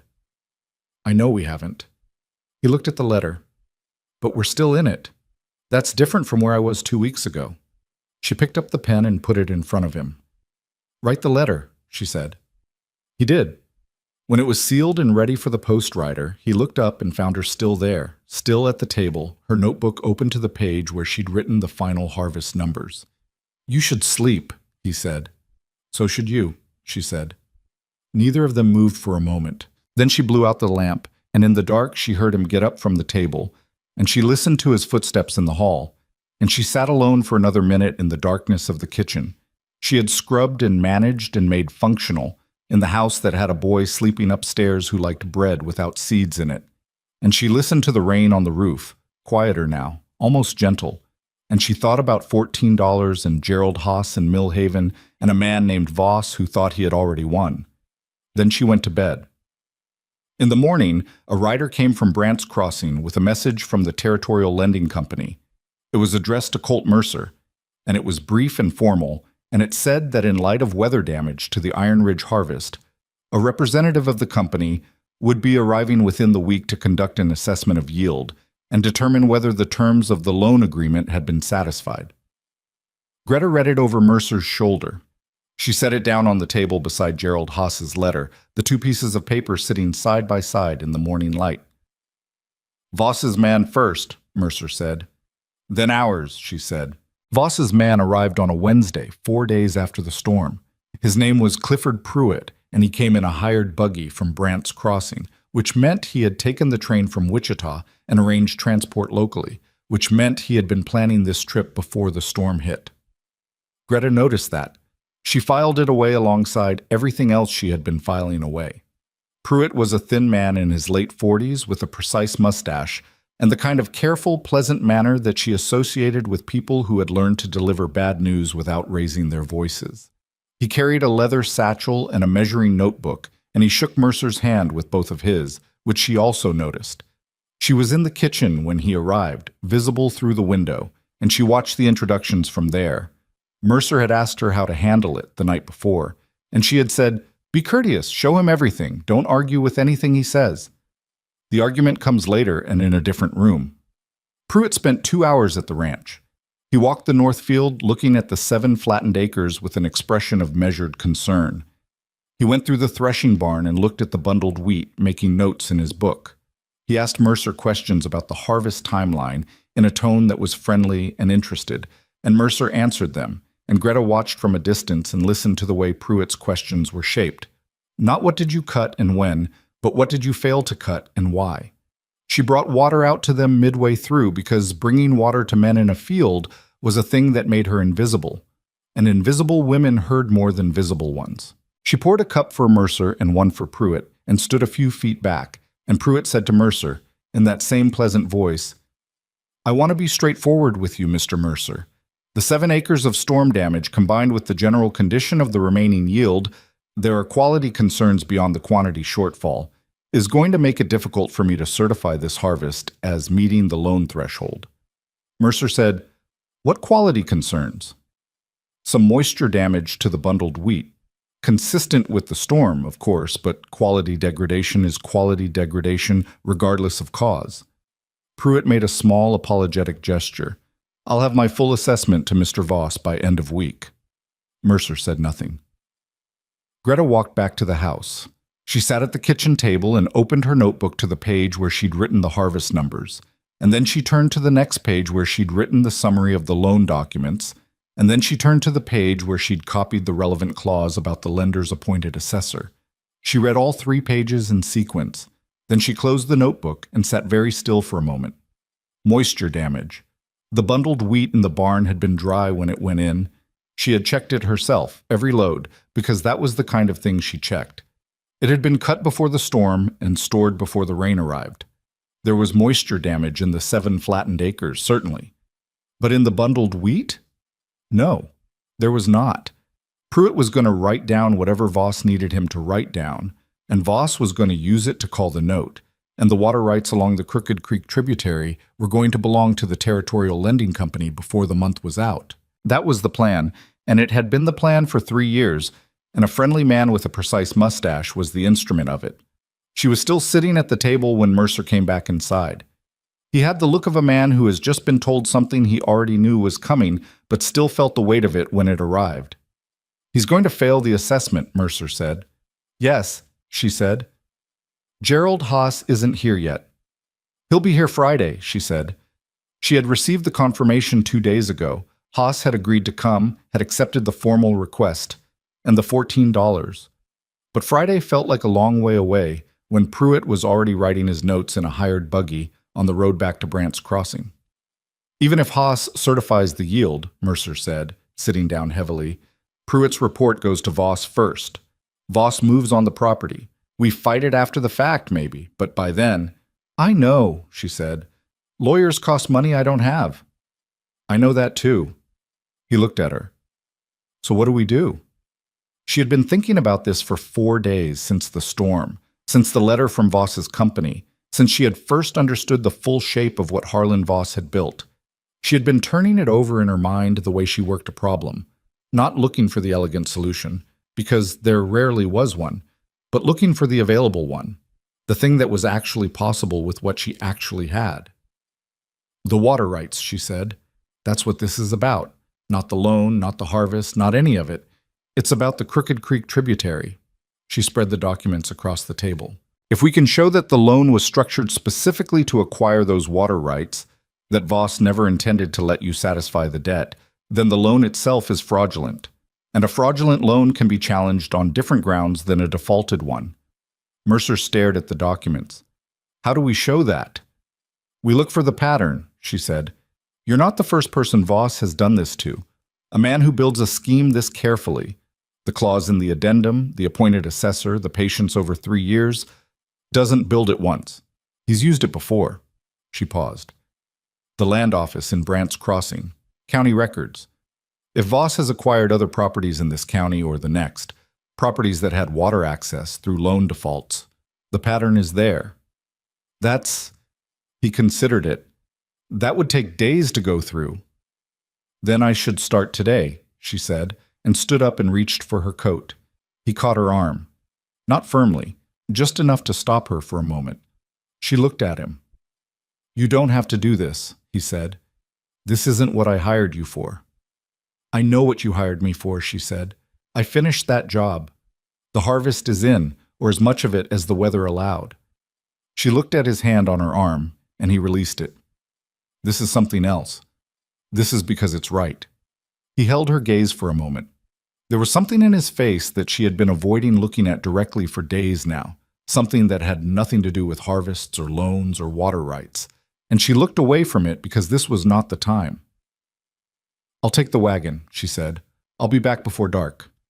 The Brant's Crossing land office was a single room behind the post office, staffed by a young clerk named Theodore Ames who had ink-stained fingers and the mildly harassed look of someone managing more paper than he had filing space for. Greta had spoken to him briefly on her first trip to town when she'd been buying supplies, and she had formed the impression that he was not a dishonest man, just a tired one. She told him what she needed: property transfer records for the past 5 years, specifically any transfers that had originated as loan defaults through private lending companies. She was pleasant and direct, and she did not explain more than she needed to. Ames looked at her for a moment, then said, "That's a lot of records." "I understand. I have time." He brought her the ledgers. She sat at the clerk's table for 3 hours, going through transfer records in order, making notes in her notebook. It was painstaking, and her eyes ached from the close handwriting and the dim room, but she was patient with this kind of work in a way that she was patient with few other things, because this kind of work required something she had an abundance of, the willingness to keep going when nothing was happening yet. She found the first one on page 47 of the 1884 ledger. A property called the Garrison Creek Farm, 8 miles north of Brant's Crossing, transferred to the Territorial Lending Company following loan default in October of that year. The farm's eastern boundary ran along a creek that fed into the same watershed as Iron Ridge's Crooked Creek tributary. She wrote it down. She found the second one in the 1885 records. Hendrick's Mill property. Southwestern boundary, touching the Cottonwood Fork. Loan originated with the Territorial Lending Company. Default cited for insufficient yield following, she checked the date, a hailstorm in June of 1885. She wrote that down too. By the time Ames locked the door at 4:30, she had 4 properties. 4 farms that had defaulted on Territorial Lending Company loans within 5 years. All of them with water access along the same regional creek system, all of them now owned by or held in trust for Harlan Voss. She sat in the wagon on the road back to Iron Ridge and looked at her notes in the late afternoon light. 4 properties. A pattern that was not a coincidence. A man who had been systematically acquiring water rights across a 50-mile stretch of frontier using loan defaults as the mechanism, waiting out his borrowers the way a patient man waits for a thing he has already decided belongs to him. She thought about how to use it. By the time the ranch came into view, she had most of the shape of it. Gerald Haas arrived Friday morning in a county buggy with the official seal of Millhaven County on the door and a disposition that she found immediately reassuring. Not because he was warm, he wasn't particularly, but because he was the kind of precise, careful man who did not like being wrong and therefore worked hard not to be. He was in his 60s, gray-haired, with a methodical way of moving through the world that she recognized as the habit of someone who has spent decades making official determinations that people argued with. He spent the morning on the property. He measured. He weighed grain samples from the bundled wheat, properly, with actual scales he had brought himself. He inspected the flattened acreage and made notes about the storm damage that were, she could see over his shoulder, specific and technical, and not the same notes Pruitt had made. He asked Greta directly about the harvest timeline, because she was the one with the notebook, and she gave him the dates and the daily acreage counts, and the time of the storm's arrival, and the condition of the stored wheat by load. He listened without interrupting and asked 2 follow-up questions, both precise, and wrote her answers down verbatim.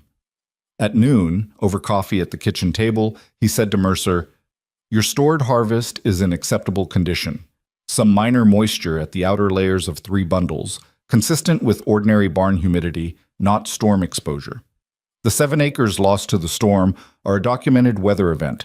I'll certify 73 acres of qualifying yield." Mercer looked at Greta. She looked at Haas.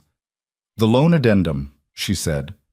"The clause assigning assessment authority to the lender's appointee. The Territorial Lending Company has already sent their own assessor, who is going to tell Voss the harvest is insufficient." Haas looked at her over his coffee cup. "I'm aware of how those clauses work," he said dryly. "The Callaway County case in 1884, she said. "You cited it in your letter." "I did." "Is that precedent sufficient for a district court to invalidate the clause?" "It's sufficient for a challenge," he said. "Whether the challenge succeeds depends on the judge and on what else you can bring to the table." He set his cup down. "What else do you have?" She put her notebook on the table, opened to the page with the 4 property records from the Brants Crossing Land Office. She walked him through it. The 4 farms, the pattern of water access, the loan defaults, the timeline. She did not editorialize. She just laid out the facts in the order she had found them. Haas read her notes carefully. He went back and read 2 sections twice. "You compiled this yourself?" he said. "From county records. They're all public documents." He looked at her for a moment with an expression she couldn't immediately classify. Then he said, "Do you know what a fraudulent inducement argument is?" "I've read about it," she said. "A contract obtained by deliberate deception as to its material terms. If you can demonstrate that Voss structured these loans with no genuine intention of allowing repayment, that the default mechanism was the point, not the loan, then the contract itself is voidable." Haas tapped her notebook. "This pattern of acquisitions is the kind of evidence that supports that argument." Mercer had been sitting very still through this conversation. Now he said, "We need a lawyer for that." "Yes," Haas said. "You do." He paused. "I know an attorney in Millhaven who has taken cases against private lending companies before. His name is Edward Crane. He doesn't charge on the front end for cases he thinks have merit." Another pause. "I think this has merit." A silence settled over the kitchen.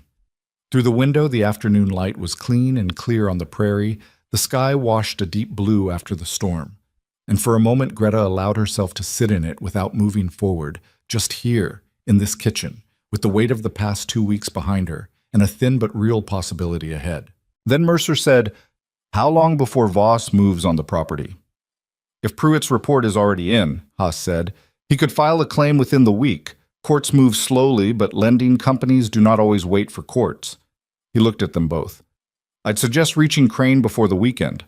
Mercer looked at Greta. She was already reaching for a piece of paper. The letter to Edward Crane went out that afternoon with the county post. Haas's certification of the harvest yield went out with it, addressed to the district court in Mill Haven.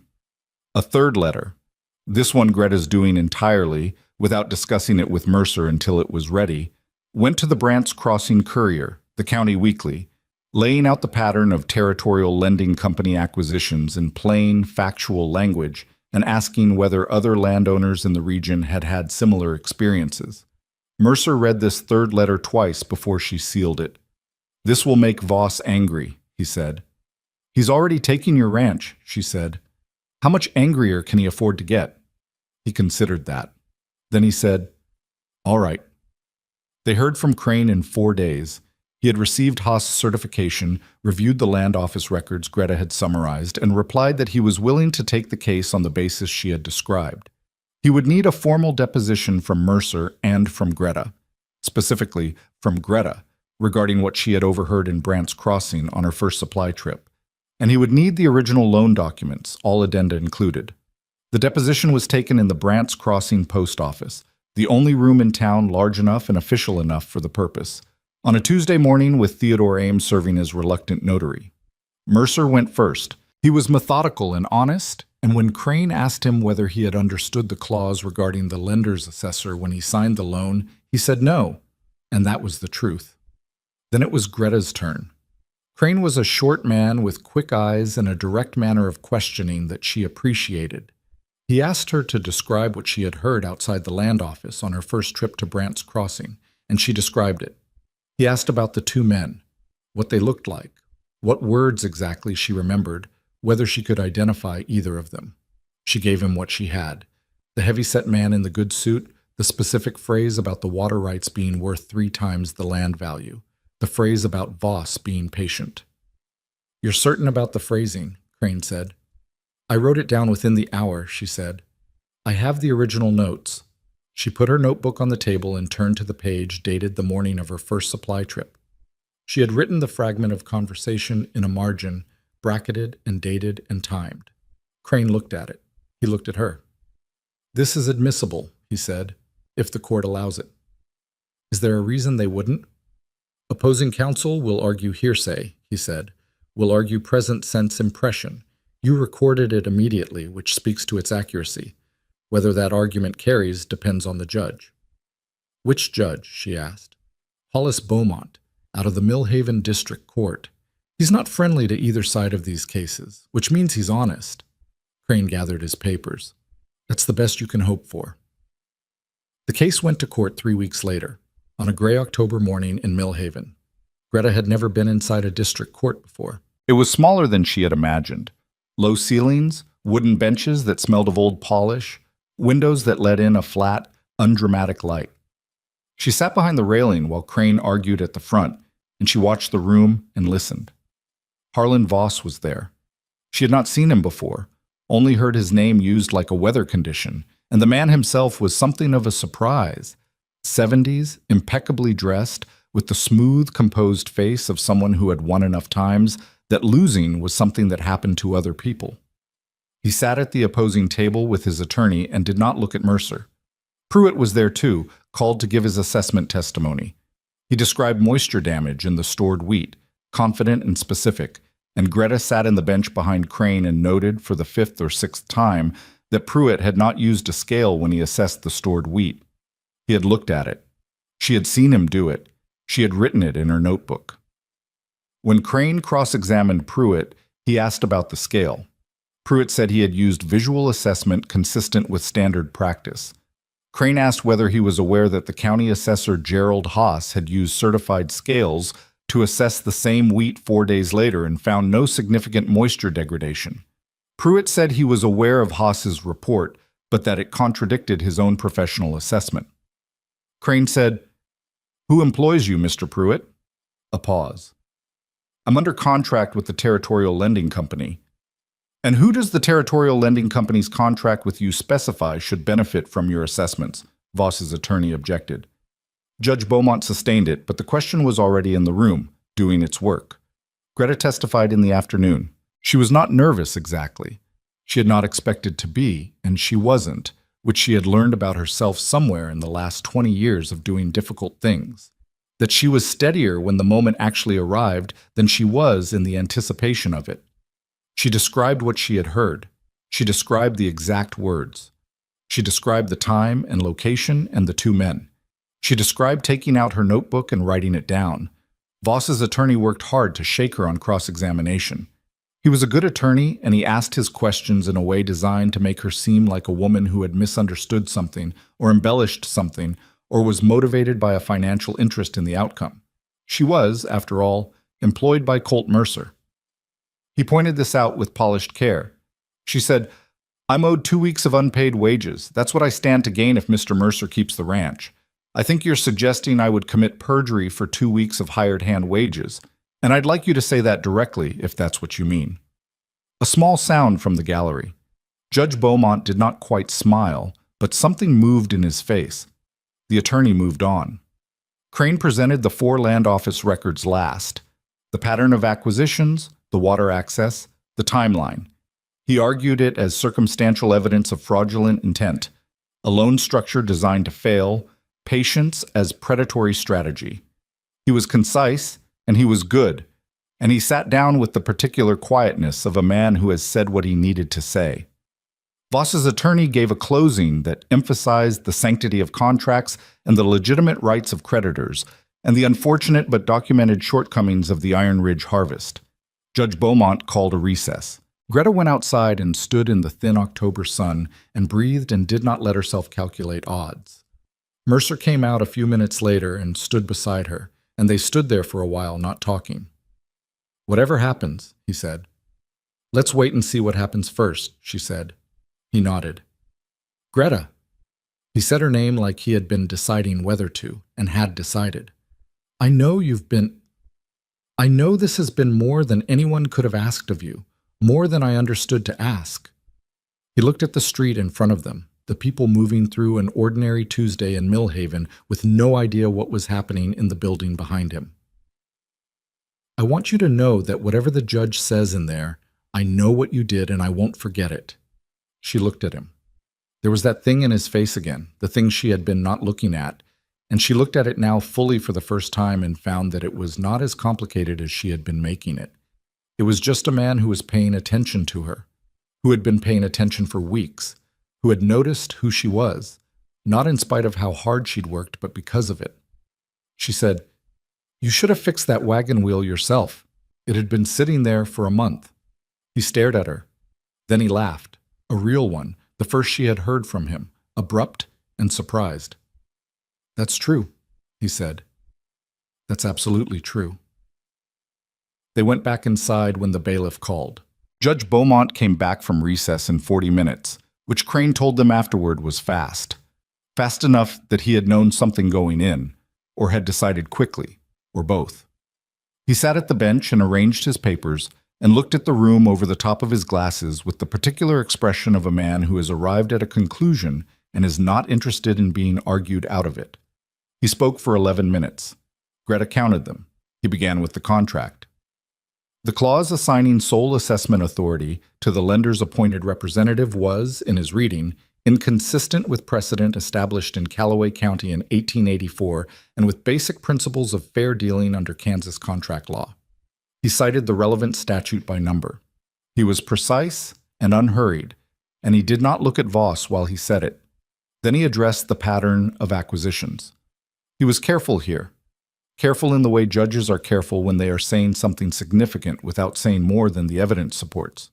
He said the land records presented by the plaintiff's counsel established a pattern consistent with predatory loan structuring, and that while the court was not in a position to rule on the full scope of that pattern today, the evidence was sufficient to find that the original loan agreement had been obtained under materially misleading terms. He said the foreclosure claim was denied. He said the loan terms were to be renegotiated under court supervision, with an independent assessor, Gerald Haas, specifically, he named him, determining the qualifying yield for this and any future harvest seasons.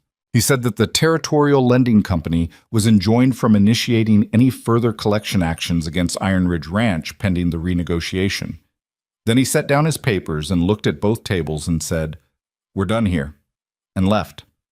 For a moment, the room was simply loud, the way rooms get when something significant has just finished happening and everyone is processing it at different speeds. Crane turned around from the plaintiff's table and looked at Mercer and nodded once, a small, economical nod. Voss's attorney was leaning toward his client, speaking in a low, rapid voice. Voss himself sat perfectly still, and his face, which had been smooth and composed all morning, was doing something complicated now. Not quite anger, but the specific hardness of a man recalculating what he thought he controlled.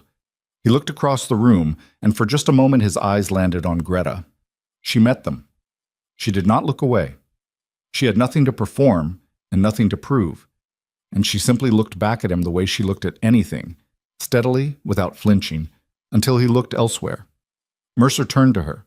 She was already standing, her notebook in her hands, and when she looked at him, his face was doing something she had not seen on it before, something open and unguarded, and she thought he was going to say something important, and she did not know if she was ready for it. What he said was, "It worked." "Yes," she said, "it did." He laughed again, the same surprised, abrupt sound as outside, and this time she let herself smile at it, actually smile, which she had been careful not to do too much of these past weeks, because there was always something else that needed doing, and she had trained herself a long time ago not to celebrate until the work was finished. The work was finished. She let herself have that for a minute, in the noise and the movement of the courthouse emptying out, just that one quiet minute of letting it be done. They drove back to Iron Ridge in the wagon, just the two of them. The same as the first supply trip to Brant's Crossing that felt like a different year now, though it had been less than a month. The October prairie had gone brown and gold, the grass standing in the low afternoon light with the particular beauty that was not sentimental, just honest. The beauty of a place that made no promises and kept exactly what it offered. The sky was clear all the way to the horizon. The northwest was empty. Mercer drove. She sat beside him with her notebook on her knees, the wind pulling at the loose hair at her temples, and they didn't talk much. There was nothing urgent to say, and they had both learned by now that silence between them was not uncomfortable. At some point he said, "What happens now? With Voss?" "The renegotiated loan will have real terms," she said. "Ones you can actually meet. Crane will make sure of it." She paused. "And the courier piece about the other properties. 2 families have already written in. Crane thinks they may have grounds for their own challenges." "That's not your fight," he said. "No," she agreed. "But I gave Crane their names and the records I found. He can do what he thinks right." Mercer was quiet for a moment. "You gave him their names?" "The pattern was in the county records. Anyone could have found it." "But you did find it," he said. "You found it, and you wrote the letter, and you went to court and testified, and you did about 14 other things I couldn't have done on my own and didn't know to ask anyone to do." He was looking at the road ahead of them, hands easy on the reins. "I keep trying to figure out how to say thank you in a way that doesn't sound like what it actually is, which is completely inadequate." "Thank you is fine," she said. "You don't have to dress it up." He glanced at her sideways. "You make everything very simple." "Things are simpler than people make them," she said. They drove the rest of the way home. Eli was waiting on the porch when they pulled in, which told her Clara had told him something, or he had figured it out himself the way children figure out more than adults expect. He stood there with his hands in his pockets and his serious face on, watching the wagon come through the gate.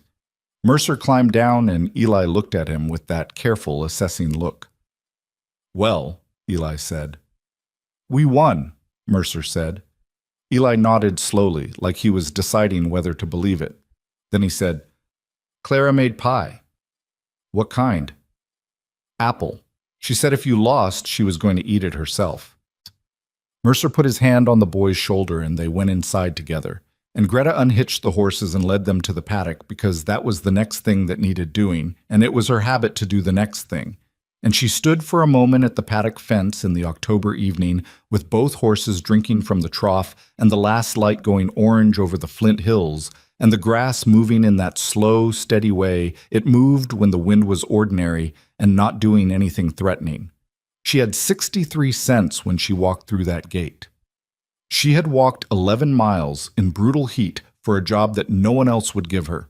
She had arrived at a place that was struggling and half-broken and managed by a man who was doing his best and coming up short, and she had done what she knew how to do, had looked at what was in front of her and started fixing it, one thing at a time, starting with the kitchen and the wagon wheel and moving outward from there until she was fixing things she hadn't known needed fixing when she arrived. She had not set out to save anyone. She had set out to work. And yet, she thought about the women in the laundry room in Mill Haven, the two of them laughing over her head while she stood in the alley holding a pillowcase. Plain as a barn door. She thought about Otto Schuller's son and his ideas about presentable faces. She thought about every kitchen she had worked in and every town that had looked at her and decided she was not what they were looking for. She was 31 years old, and she had spent most of those years being told, in various ways and with various degrees of politeness, that she was not enough of what the world wanted. And she had gone on working anyway, because that was what you did when the alternative was to stop, and she had never been able to make herself stop. Not out of stubbornness, exactly, more like she believed in the work. She believed that a thing done well had a value that didn't depend on who did it. And she had held on to that belief through a great deal of evidence that it was not how the world actually operated.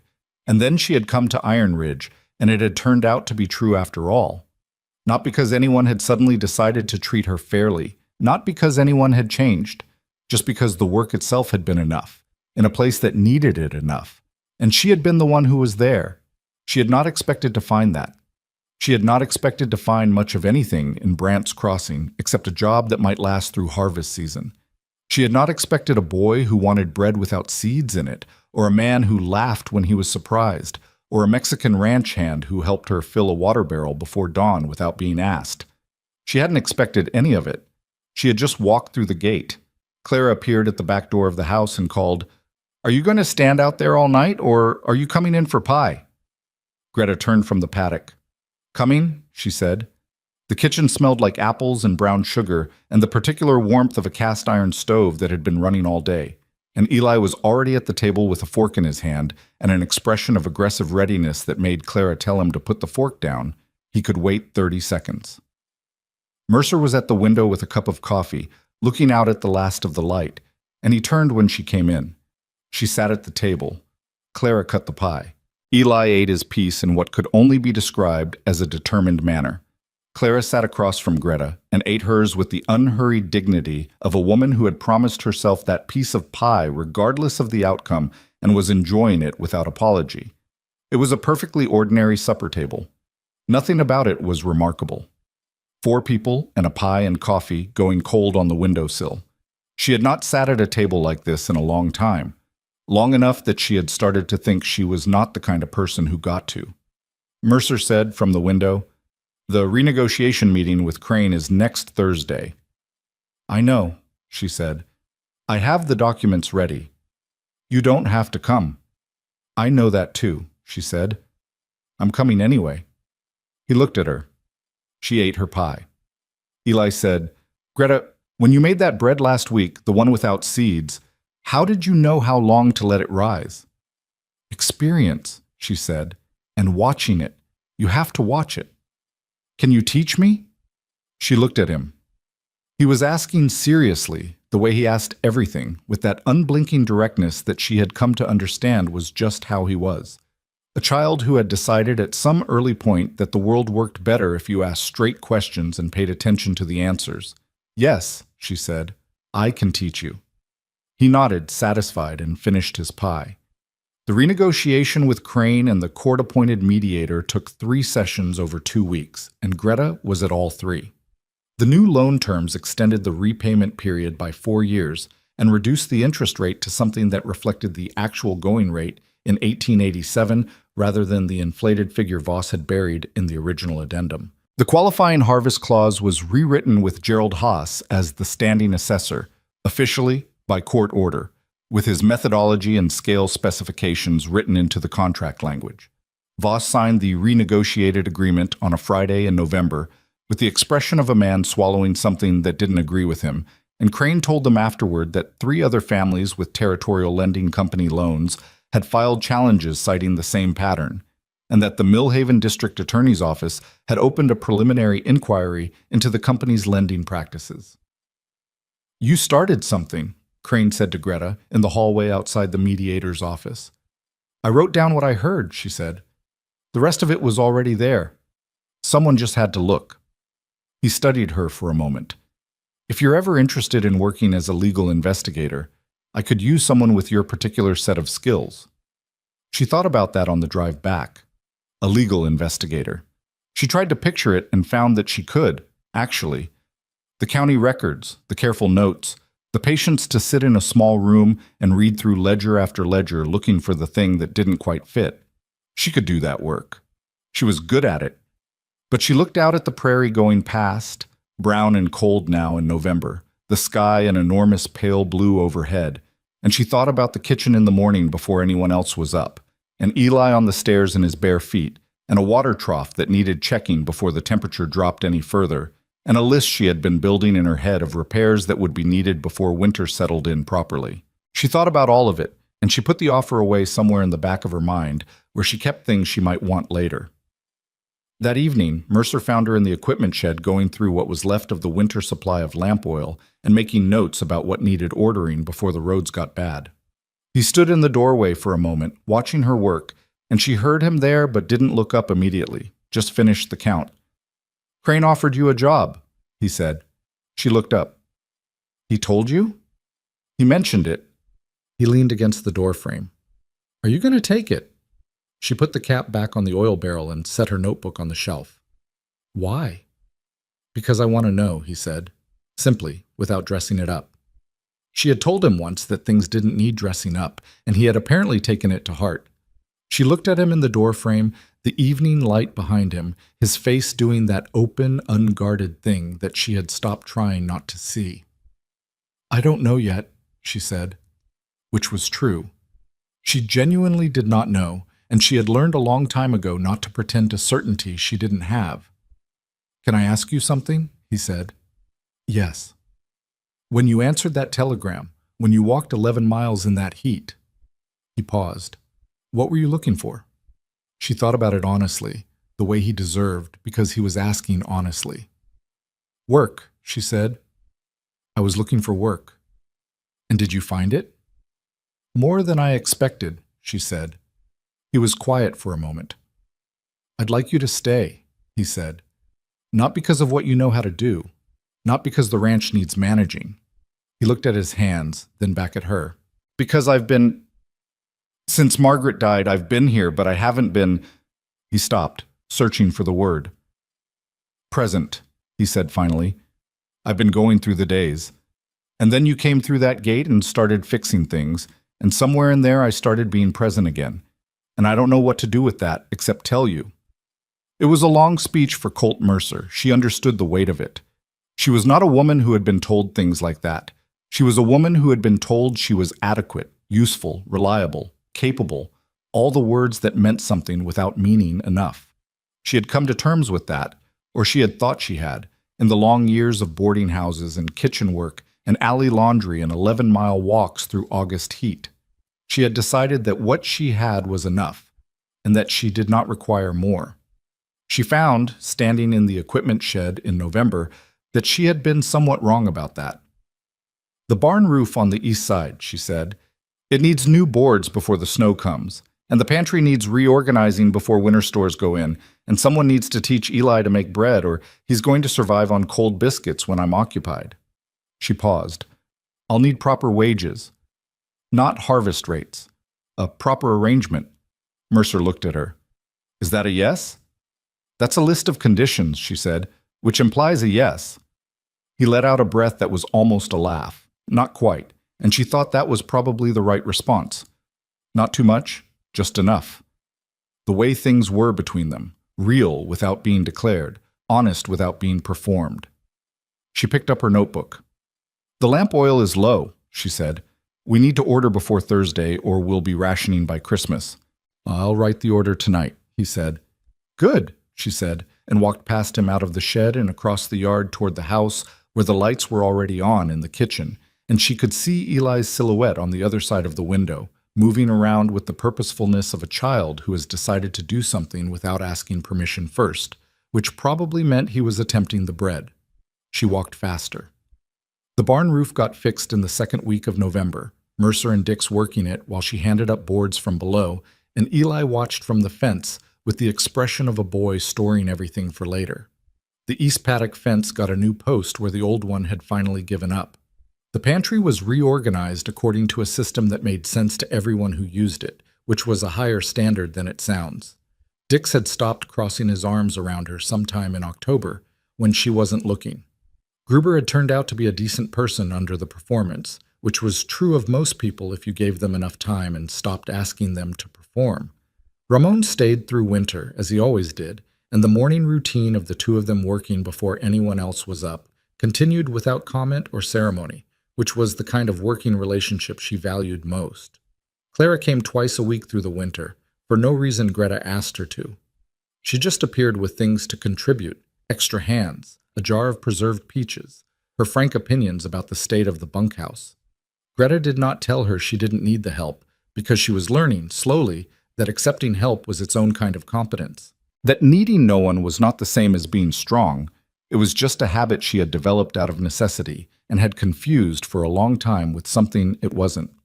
There were things she still did not know how to do. She was not patient with idleness. She did not ask for what she needed until the need was impossible to ignore, which caused problems that she was aware of and working on.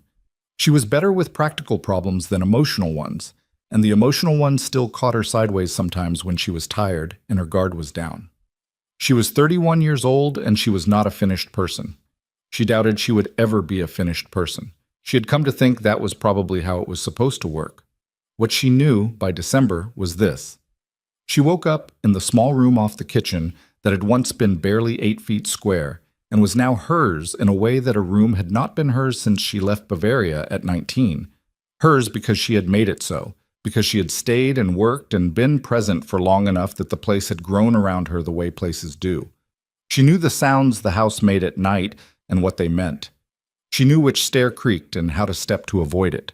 She knew Eli's face when he was working through a problem and didn't want to ask for help yet, and she had learned to leave him room to work through it. She knew that Colt Mercer took his coffee black and was better at starting hard conversations than finishing them, and that he had not stopped being present since November, not or once. One evening in December, Eli came to the kitchen table with a piece of paper and a pencil and said, "I want to write something down for when I get older. Will you help me?" She sat across from him. "What do you want to write?" He thought about it, the pencil turning in his fingers. "About this year," he said, "about the harvest and the storm and the court, and about you coming." He looked at her with those serious dark eyes. "I don't want to forget it." She looked at him for a moment, 8 years old, wanting to keep something because he understood already that things worth keeping require effort. "Start with what you remember most clearly," she said. "The specific things. Not the big parts. The small ones. The ones that felt most real." He put the pencil to the paper. He wrote for a while. She watched him and didn't interrupt. He had written half a page when he stopped and read it back and said, "Is this right? Is this how it happened?" She leaned across and read what he had written. It was not polished. Some of the sentences ran into each other. He had misspelled 3 words and used a comma where he didn't need one. But it was honest, and it was specific, and it was his. "Yes," she said. "That's how it happened." He nodded, satisfied, and kept writing. Outside, the December wind moved across the Kansas plain in long, low waves, bending the brown grass toward the east, and the sky was clear and cold and enormous in every direction. Inside, the stove was warm and the light was steady, and a boy was writing down the truth of things so he wouldn't lose it. There are people who spend their whole lives being told they are not what the world is looking for. They learn to carry that judgment the way you carry a stone in your coat pocket. Not heavy enough to stop you, but always there, always reminding you of what other people have decided about you. Some of them put the stone down eventually, and some of them carry it so long it becomes part of how they walk. Greta Faulkner had been carrying it since she was old enough to understand what the women in Millhaven were laughing about. She had carried it through Bavaria and across the ocean and through a dozen kitchens and 100 indignities and one very long walk through August heat on a Kansas road. She had not put it down because someone told her to, or because someone proved the people who put it there had been wrong. She had put it down because she had been too busy to carry it anymore, too busy fixing the wagon wheel and sharpening the scythes and repairing the chain on a breaking harvesting machine and writing down the truth of things in a notebook by lantern light. And somewhere in the busyness of all of that, she had simply set it on the ground and walked forward and not looked back. That was not a lesson she had read somewhere. It was just what had happened, the ordinary, imperfect, unglamorous fact of it. She had come through the gate of Iron Ridge Ranch with 63 cents and a broken suitcase, looking for work. She had found it. She had found considerably more than that, in the way that sometimes happens when you are not looking for it, when you are too busy working to be waiting for something, and so the something arrives without announcement and settles in before you've decided whether to let it. She stayed. The woman who had walked 11 miles through brutal heat looking for a place to be useful had found, at the end of those 11 miles, something she had stopped believing was still out there, a place that needed exactly what she had to give, and gave back exactly what she had needed all along, not because she had been beautiful or lucky, or born into the right life, because she had walked through the gate and stayed and worked and refused to leave until the thing was finished. And the thing, it turned out, had been worth finishing.